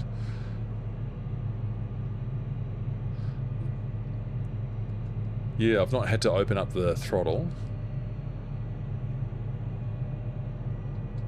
Now, how far along am I here? I can't quite see from up here. I'm not seeing any suspiciously tall building. You were just passing it a moment ago. Right. Well, at this rate, I'm likely to fly right through it, Whisper, because I can't see it. Well, I wonder if that's even possible. It's hard to miss. It must not be in your data set. All right, let's risk flying through the building. I'm not proposing that you actually do it, but... Alright, so I am now auto-rotating down again. So got plenty of rotor speed here, maybe too much, so nose up again. Transfer some of that air forward speed to rotor speed. Oh, we've got a SWU airliner landing now. Oh, it's just disappeared. Okay. Get a bit of collective in there now. Flare. Nose down. Collective up. Oh, this is almost 0-0. That wasn't bad. I had a little bit of nose up attitude there, but I don't think the tail would have hit. It might have for your view. I'd be interested to know if anyone just saw that one. Hey fellas, how you guys doing? It's me, Spooky. Spooky! Welcome Spooky. to the chat. You made it. Alright, so where are you? I'm going to... Hang on. I am going to swap machines. I am going to, again, fly the same R66 that Spooky is, and we're going to do a synchronized attempt at a auto rotation. Let's do that. Let's do it. Up for silly challenges. So let's get into the sim again. Set as departure, on the ground, ready for takeoff. Collective is down, and I've got a yellow one, my favorite color. Yellow and orange are obviously the best colors for any helicopter. No, red ones go faster. Yeah, but yellow ones are a little bit more let's fly aligned. That's my that's my feeling. Even back in the days of Transport Tycoon Deluxe, like 30 years ago, my company was yellow and black. So always online or in games, I go yellow and yeah, like, yellow's my favorite color for transport stuff. Okay, so let's get this off the ground. I thought immersive audio was going to make that sound pack for the R66, the Cowan, also available for the Coronado one. All right, I'm on your 6. Are you Spooky. in the? Do you use the default R66 or the? Yes. Okay, the default. Okay, yeah, the default R66 is actually pretty nice. Pretty nice done helicopter, in my opinion. Yeah, I mean, I really liked it in the early days of 2024. I was kind of calling it as one of the best. I don't know, what's my complaint about it, really? Why did I go off it? Maybe I've unjustly avoided it, Spooky. Yeah. I've just been getting into this thing, and it's a very nice helicopter. Same as the, let's see, the 407 used to be okay, and then now now it's a all disaster. messed up, I think. Yeah, so yeah, I don't know what they did to that thing. And then I ended can up buying the speculate what they Cowan did. Sim 206. I think what they did with the 407 is they copied and pasted the flight model from the Quick Flight Striker and put it onto the IndyBuilds 407. And that's why it flies as stupidly as what it does.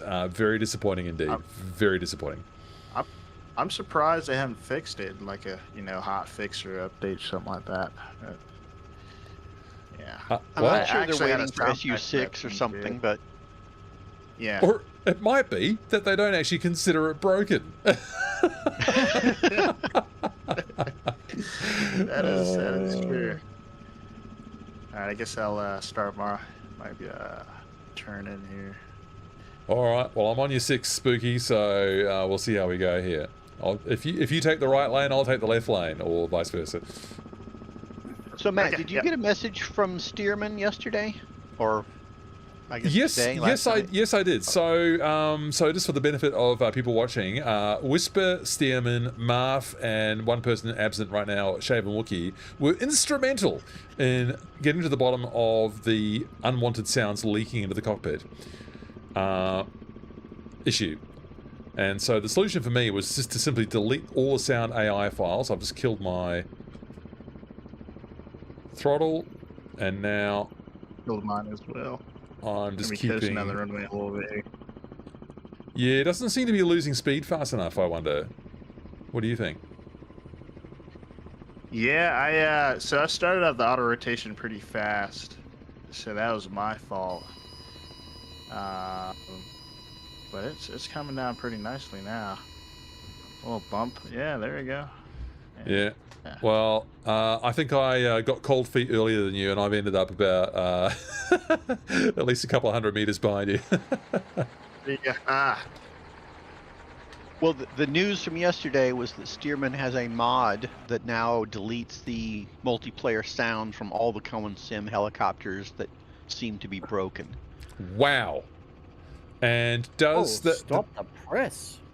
I know. And does that's some rapid development work. Oh, hang on. Why am I getting a... Well, I mean, it's based on what we were doing earlier. He basically just packaged it up as a mod, and I tested it with him yesterday. So it seems to work for at least the two of us, both marketplace and community.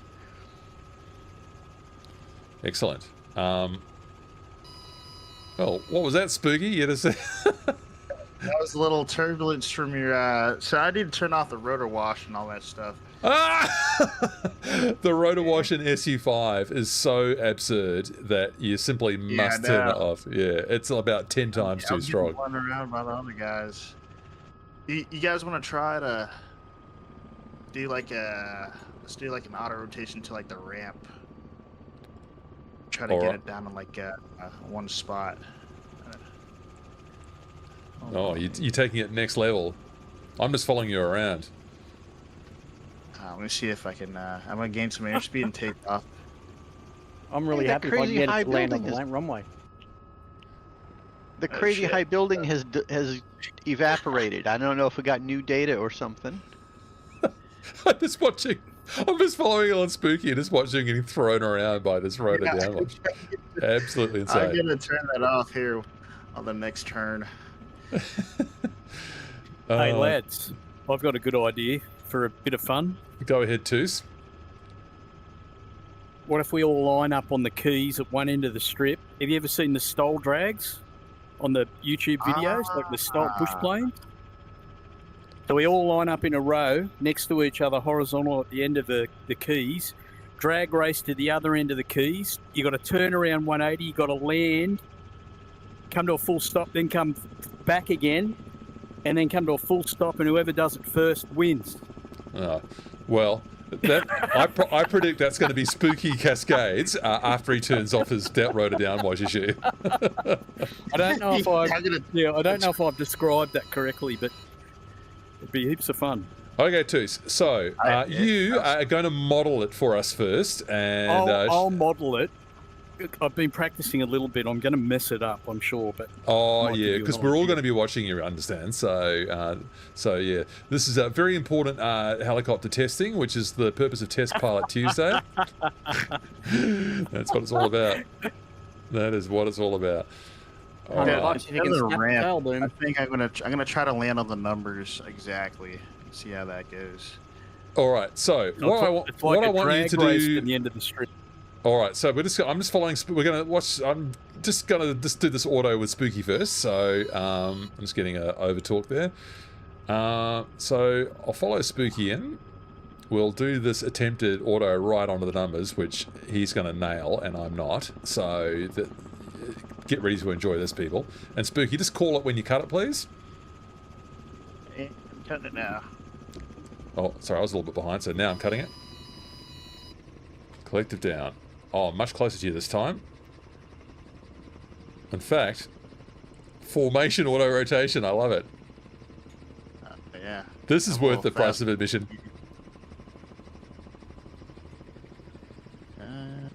Emergency services have been notified. Toos is, well, that's wise. Oh no, I've messed this up.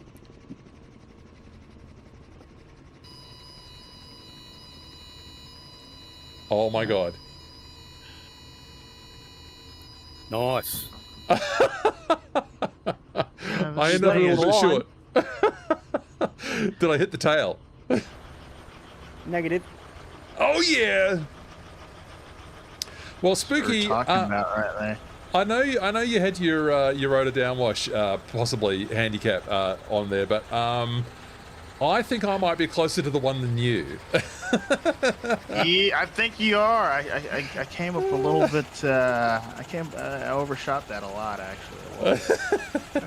Had too much airspeed, too much altitude, too much airspeed. I think I was pulling a bit more collective earlier than you, and then I sort of I lost the formation a bit. But yeah, so look. Anyway, I've got a feeling that Spooky, if he gets a chance to practice this anymore, he's just going to embarrass the rest of us. So I might instead distract myself and ask Toos to demonstrate this ridiculous idea that he's got. I'm going to stay right here. Ridiculous it is, that's for sure. So if I understand this correctly, It's full tilt all the way to the keys at the other end. Hammerhead, That's turn, land, come back. That's it. across Turn, the line. land on the other keys. 180, come back, and whoever comes back and lands at 19 first, you got to come to a full stop. But you got to take off, so you can't start in a hover. Right. So land on the ground. That's it. We're all in a line on 19. Ready? What? Someone's No. got to count 1, 2, 3, go. That's probably Matt's job, I would think. No, because I want to fly it. Spooky's cheating. Yeah, Spooky's made a runner. I'm All gonna follow right. Pulling crazy power here. Here we go. Okay, we'll And call you got- this the practice run. Oh dear. Marv, are you actually in a Huey? Roger. All right. And we got to land at the end, right? You got to land on the keys at the end, then you got to turn around and come back again. Now lose. Nice flare, dude. Oh really? Yeah, the professional.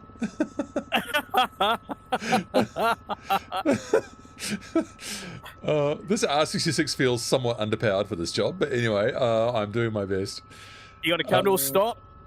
You got to turn around. I'm waiting for you. Oh yeah, he's off again. Oh shit! Oh shit! See that rotor wash? I gotta. That is You have to hilarious. turn the wake turbulence off, otherwise. Well, it'll that's what never you work. get for trying to be a professional and do this. Oh, Oh man, I love this simulator sometimes. Let's see. oh, I still haven't actually managed to land, but now I have. Now I'm up. Whoa. I'm going to do this in the 500. That'll be the ultimate helicopter for this job. I just threw straight through Dave. Sorry, mate. Oh, hello, Shaven Wookie. Yes, it's all degenerated somewhat now into ridiculous helicopter activities of an even worse Friday than usual. Does it matter which way you have to face here, or you have to face back down the runway? Oh, that was fun. Right. I'm going to grab the 105 now. Yeah, the 105 is the other helicopter for this job. I was pretty happy All of with us my together hammerhead would be there. hilarious. Pretty happy with my hammerhead in the R66, but it simply has got to be changed. Do you have to face the correct way? Is that your? You got to face directly back again. So you got to Right. turn around one. Yeah, land. Fair enough. Fair enough. There was a hammerhead flying my helicopter. You're actually flying that VTOL thing, Matt. When I look at it, I'm flying a VTOL thing. you're flying the VTOL thing. That's what I see. Oh, that's weird because I've just got the. Wow, how strange. Well, I am now going to aircraft selector, and Richard the Max has joined in there as well. Hello. I'm going to type in 500, and it's going to be definitely the 500C, and not the floats one, because that would be very silly indeed. And we'll go ZKIOZ, my favorite. Load.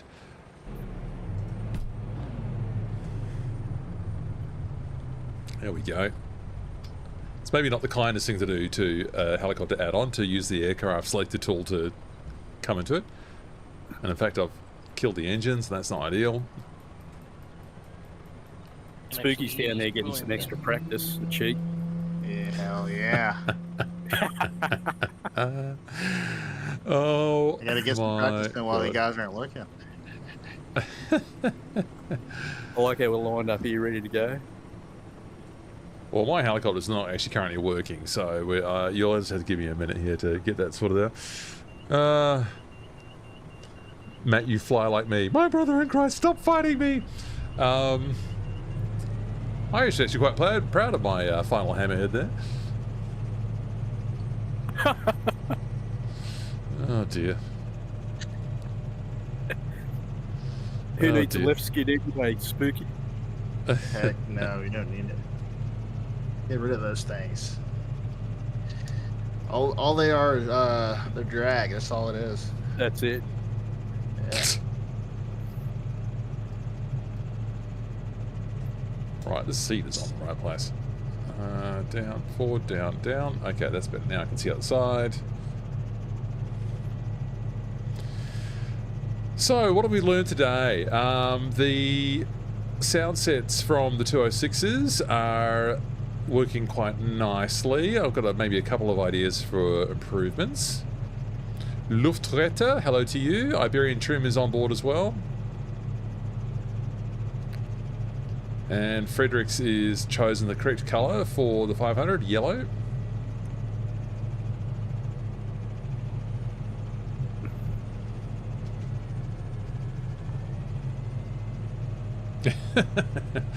This is going to be silly. So the only thing is we don't quite know how to start it. So if you're in the voice chat, you have to yell out. You have to count down, Matt. You're the starter. All right, I'm the starter. So so don't start yet. This is what I'm going to say. It's going to be. It's going to be. I'm going to get the giggles now. This is a test, so we're not actually doing this right. So it'll just be it'll be a 3, 2, 1, go. This is what it's going to be. I'm going to attempt it at that pace. All right. So I think are we waiting for anyone though? I don't know. I'm going to say in the this is one of the tidiest lineups I've ever seen. Look at you all there. That is brilliant. I've got the cargo pod on. That's hilarious. Well, it's like looking at the starting gate at the Melbourne Cup.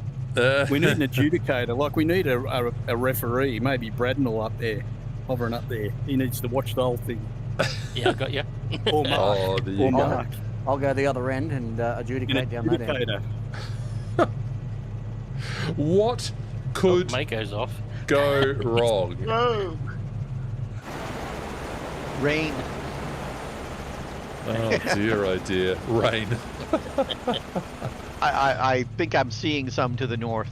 Yes, I flew through it before to confirm, well, it's actually to the south, to confirm that the rain was not bleeding through the flight instruments on the 206, which Ian was concerned about.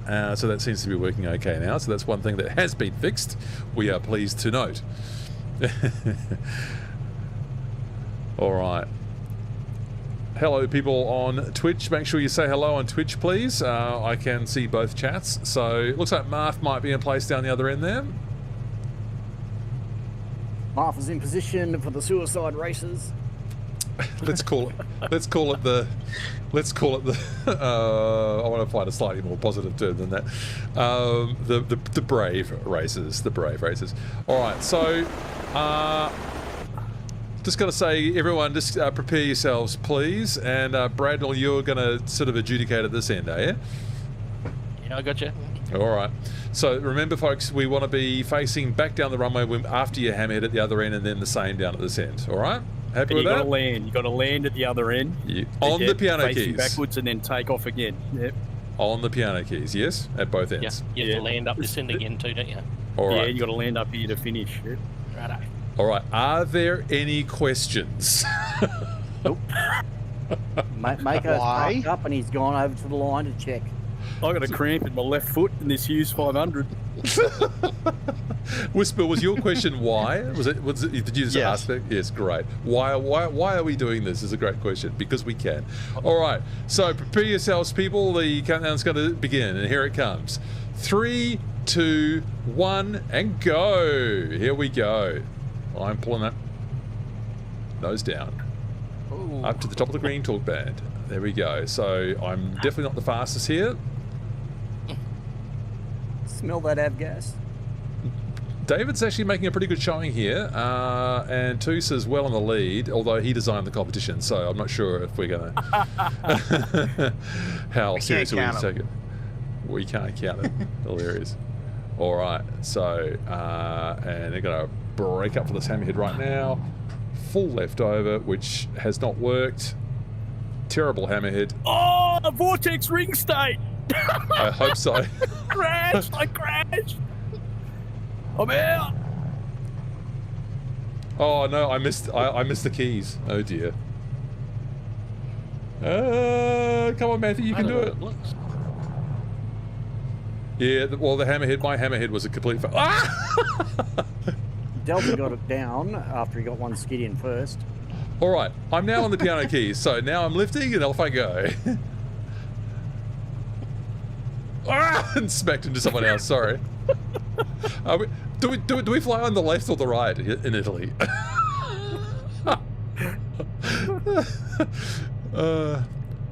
That's interesting. We could have set up a minimum number of laps, but that's fun. Oh dear, oh dear. Red So, Bull with helicopters. has David absolutely, completely nailed the competition here? No. It turns out the trick is to crash at one end and spawn back at the other. Oh, that was a terrible hammerhead. I'm trying to pull it and not crash it, and settle. Rick's down first. Rick's down first. Back down onto. Oh, I'm not actually sure if I'm definitely on the piano keys here. I might just need to possibly move in a bit. Emergency services are on their way to hose Toos off the other end.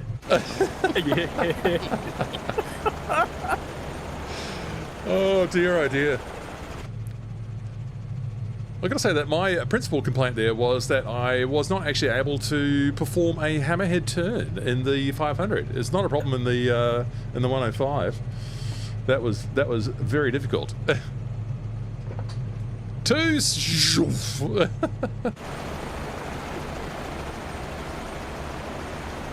for the next challenge, everyone's got to do a barrel roll. Yes. On the halfway down. Yeah. Okay, I am. We know we've got to do round 2, right? So therefore, I for this one am going to go aircraft selector. I'm going to go 105, and I'm going to go. What do I want now? I want aerobatic, obviously, and I'll take the New Zealand one. That sounds good. Or no, I'll take the 50th anniversary one. That's what that's very important. No excuses here, lads, but I've genuinely got a cramp in my left foot. In the 1 foot wonder. What a pity.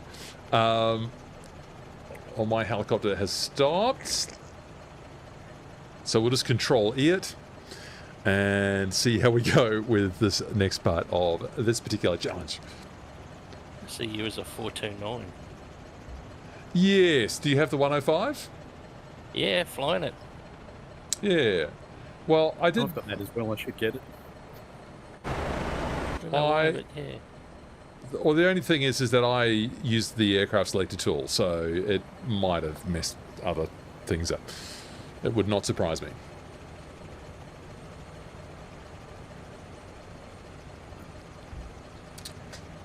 So, if anyone's watching and wondering what on earth is going on here, we are doing some testing of helicopters. Turn testing.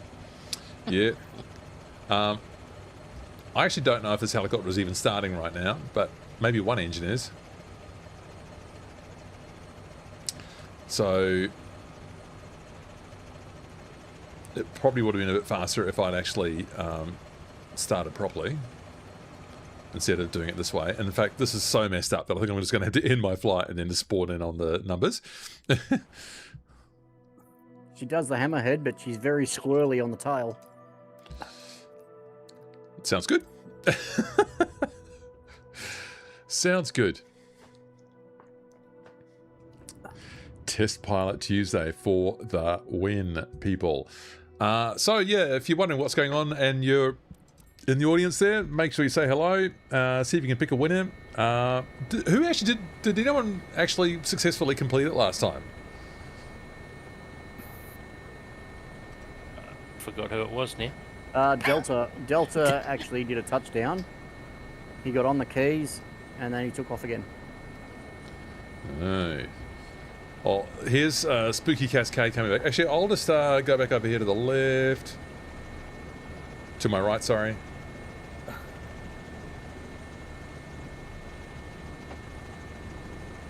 Not really flying up properly. Nudging forward a bit, so no one cheats. I'm just nudging forward. There we go.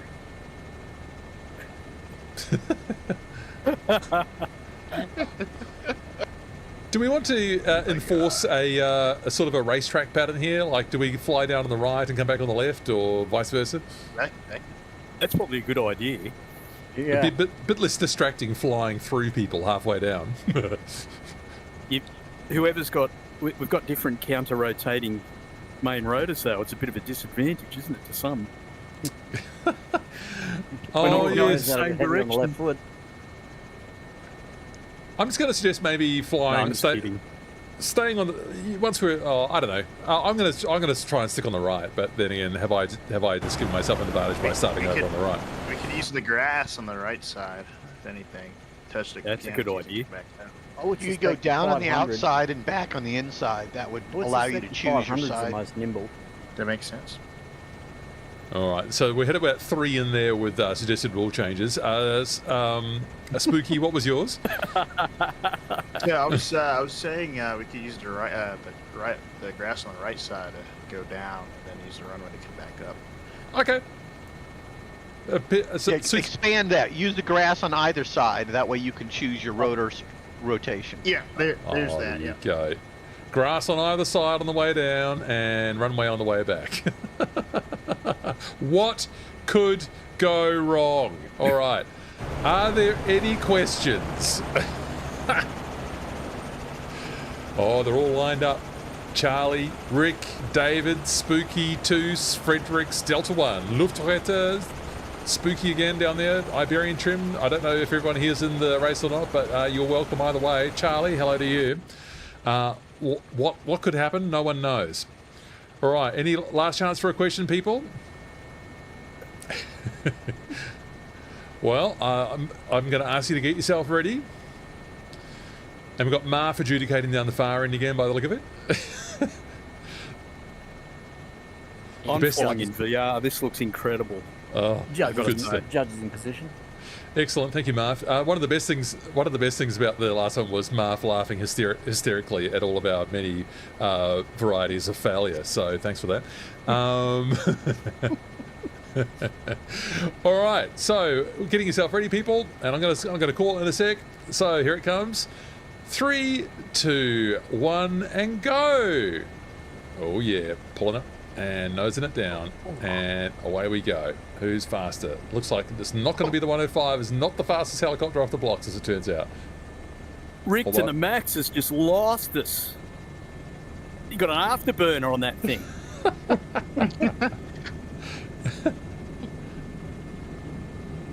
Oh, we're flying very low, my dear. All right, here we go. Yeah, this is going to be good. Stop. I've got 120 knots on for this hammerhead turn. Woo! I'm actually trying to quick stop this time instead of... All right, I'm going to do it. I'm going to do it. You got to come to a stop. You got to get on the ground and stop. Oh! That was rough as. Here we go. Bradshaw's made it. All right. Toss is in.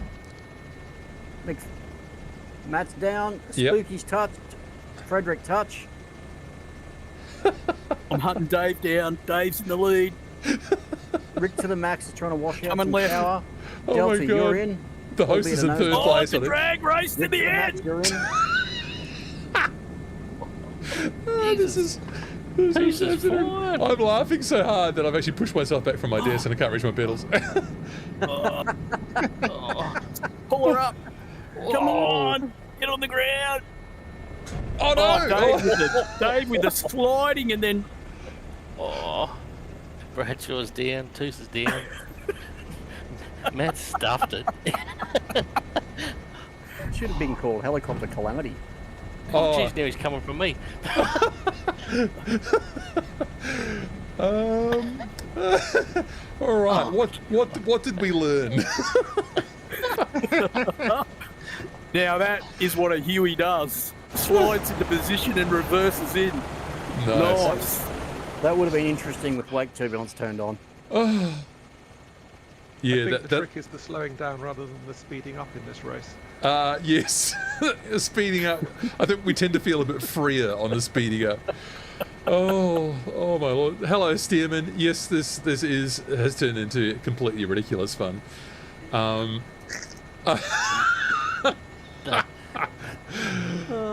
Oh dear, oh dear. I think the other thing was that I touched down at 60 knots and used the skids as skids. And then I saw that. That was absolutely epic. It looked like a carrier landing. It was epic. Thank you. David J. Bradshaw, he That's the certainly technique. pulled his up real quick from a low level. And then you just put a boot full of pedal in to swing it around while it was still on the ground. Looked amazing. You skidded it in. He skidded it in like at 60 knots with the skids on the ground and then just put a boot full of pedal in and it swung around and then he stopped and won like a boss. Absolutely. Yeah, remember they're called skids for a reason. Ah. We should do a drag race between two people. This Dash 8 that just come into land, he's going, what's going on here? Oh, dear, oh I dear. actually judged it a bit short. I had to put power back in as I was going along the ground without taking off to make sure I could hit the piano keys. All right, so I can't help myself. I'm just going to do a little. I'm going to do a little Bradshaw maneuver here. He's going to Bradshaw it. You, sir, have been Bradshawed. That's going straight to the pool room.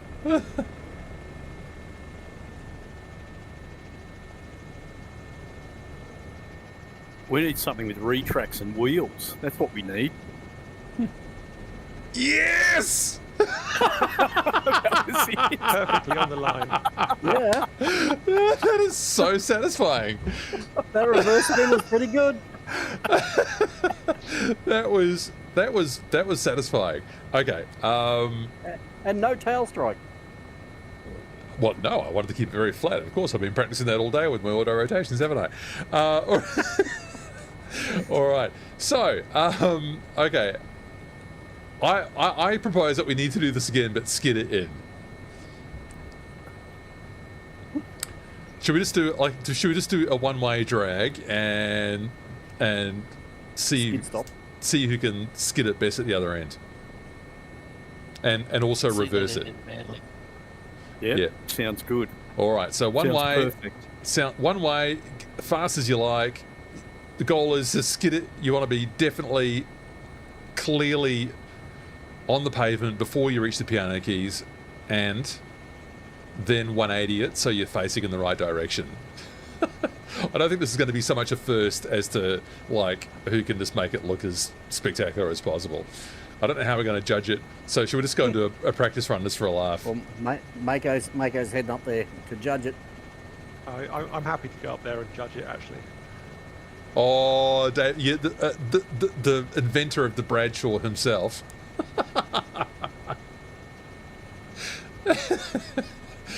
Off he goes. Oh dear, oh dear.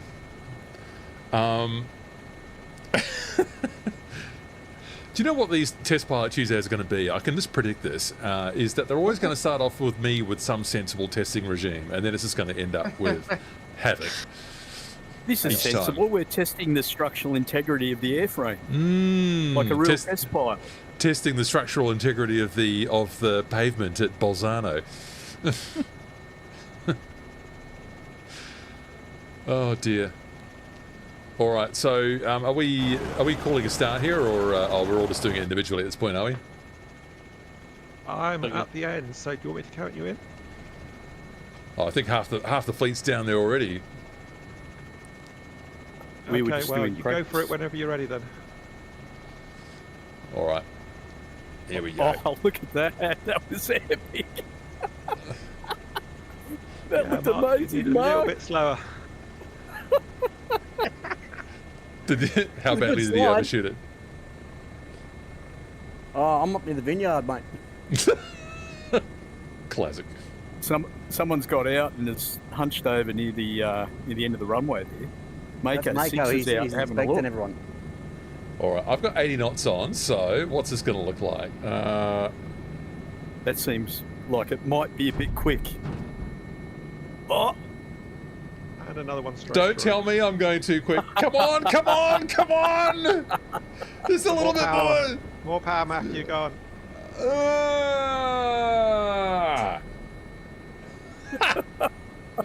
Yes! I think I sort of cheated it though by having to apply power. This thing slides for miles. It's epic watching the Hueys do it. Or what I can see is Hueys anyway. Probably whatever you find. Delta 1, whoa! Cool.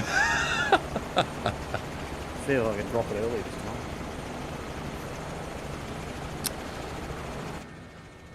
time. All right, so are we going to do this? Going to do this as a fleet this time, or do you want to do it individually again? Yeah, it would be far more ridiculous if we do it as a fleet. That means for sure. That means you're also challenged to make it fast, so you can actually do it first as well.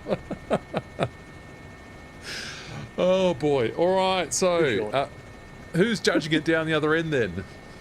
I'm on my way down there again. All right, thank you, David. Where's my chase? Oh, there's my chase camera. All right, that's better. So, currently lined up, we got Spooky, myself, 2, Srick, Luftretter, and Delta 1. Delta 1's certainly up there in the spectacles from what I've seen so far. All right. So, do you reckon the grass is better, lads? I don't know. Oh, like you can't stop though, can you? You've got no brakes. No. You got to do it on the pavement. The pavement's far more ridiculous. All right, so David, I think you just called it that you were ready, did you? Ready when you are. You want me to count you in? I have no complaints. So I think everyone's had enough time to get ready. So over to you, David. On your marks, 3, 2, 1, go. Yes. All right. Oh, a little bit too much nose down. Wow! I bounced. All right, I can maybe overtake one helicopter, and that might be Spooky. Rick is hauling ass. I reckon. Holy crap! Has he got in that thing? Motoring.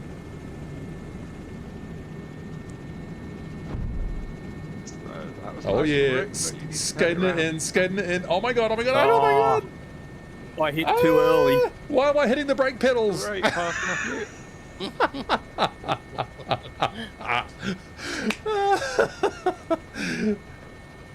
Oh, that was too good. That was too good. Delta 1 got a dead set straight. You absolute legend, Delta 1. That is extraordinary. I scooted it and was holding down my toe brakes, which is not very helpful in a BO 105.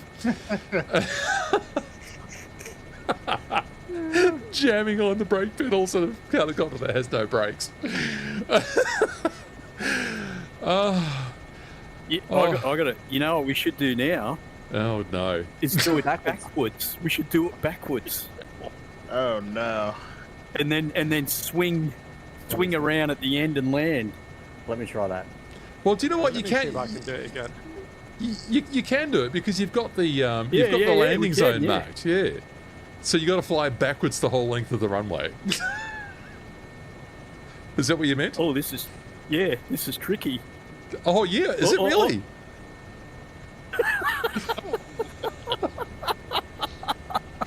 Oh my god.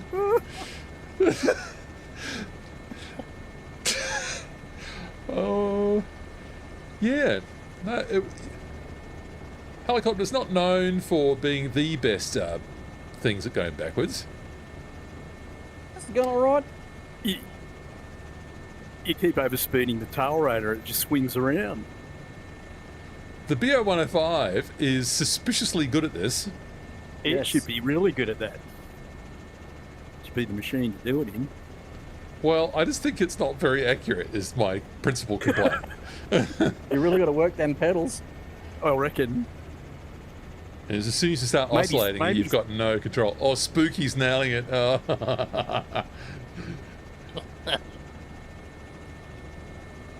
Oh. Maybe sideways is more. Oh, no. We're committed to backwards. Sorry, overruled. We got the sideways champion here, which is Mark just did a brilliant job.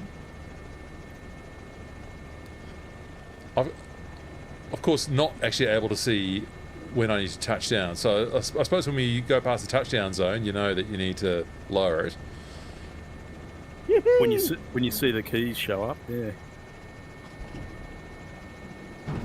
A little short. It's spooky there.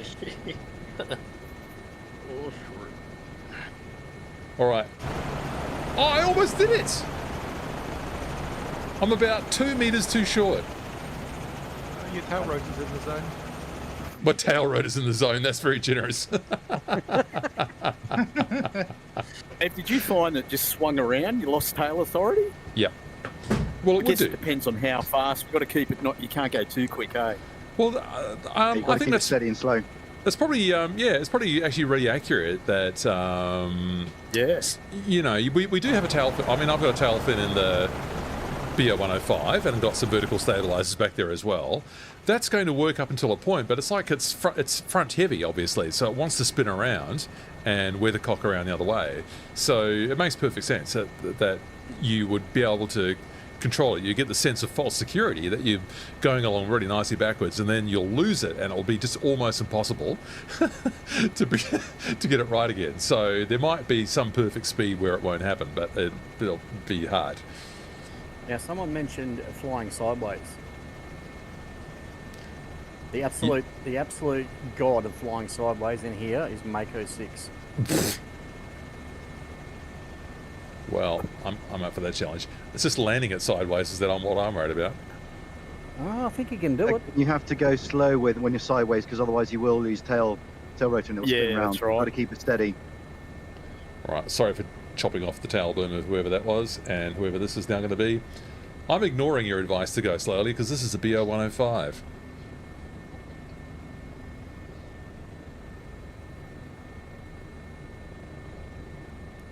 How fast am I going right now? This is... Actually, I kid you not, the helicopter that would be ideal for this would be that horrific 407. That flies sideways at like 80 knots. I'm not even joking. Yeah, by itself. Yeah, well, it's not supposed to. In fact,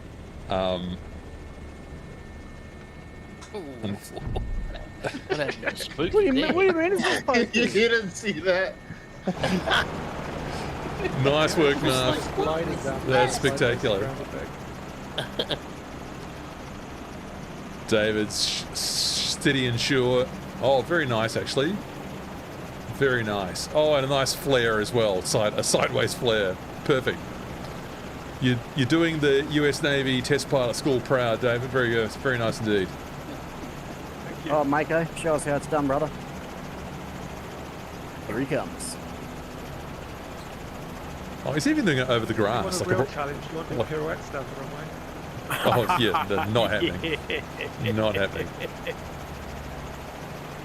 There we go, Mako. That is brilliant. Nicely done. Nicely done. Well, I'm going to do one more length, and then I'm going to end the stream, and then people can carry on for as long as they like inside the chat room on Discord. Just for anyone who's actually still watching this chaos and wants to see it get worse, I'm just going to load in the 407 now, because I know it's going to be perfect for this particular task. So,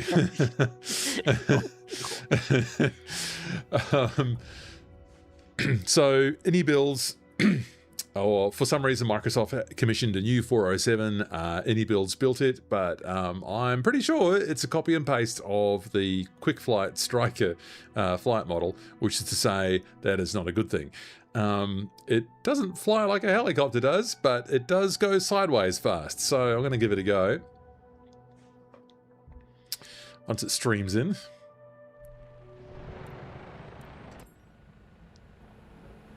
Oh, yeah, there you are.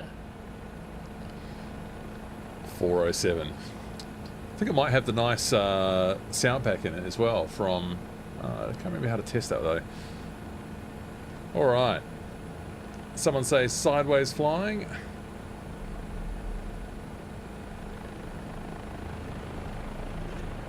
Oh.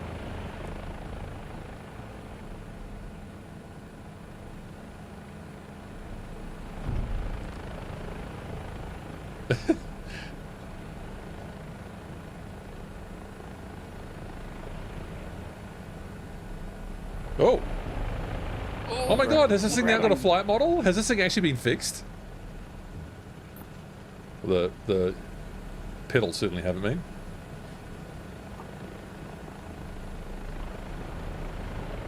It's actually weather vaning. What? That's not what I remembered. I think a small amount of work has been done on this helicopter. I've had this going sideways at 80 knots before with no trouble.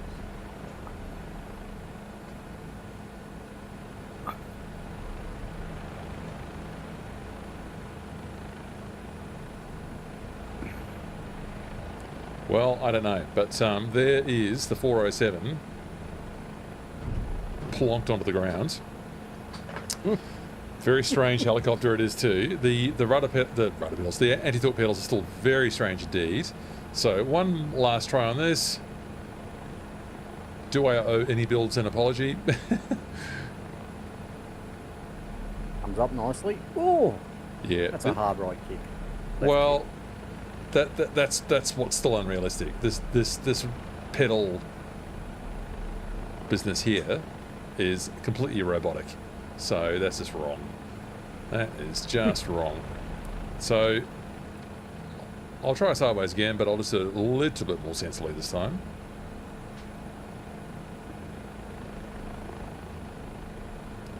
Can't quite get the viewing position right.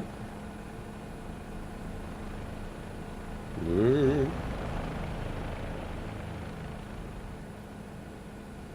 Brick to the max. Hello.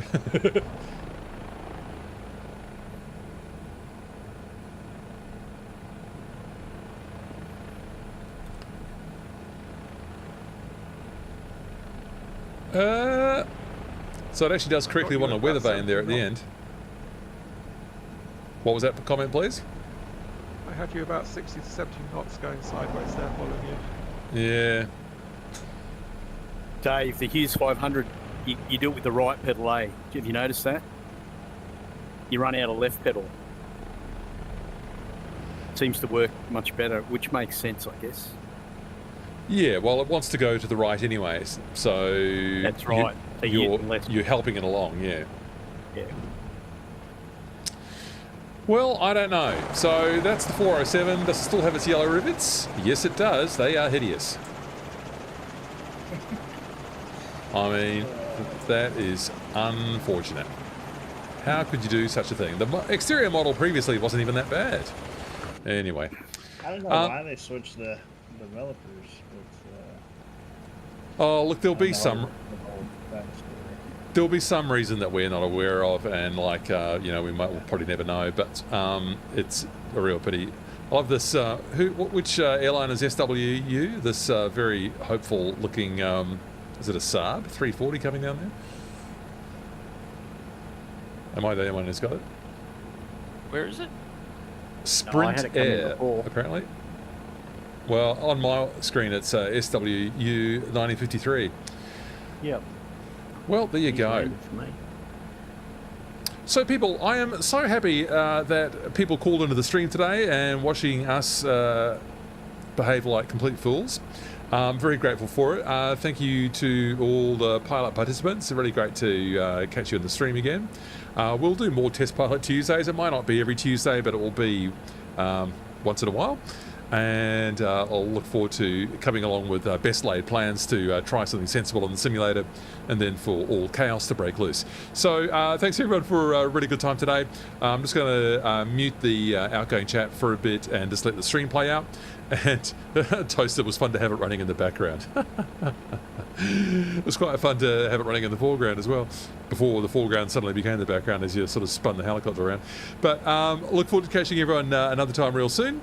And we'll certainly have some more very sensible group flights coming up, and I'm working on a new tutorial which you'll see soon enough, and I've got some new hardware to test as well. So it's busy times at Let's Fly HQ, so looking forward to catching everyone again real soon. See you later. Bye.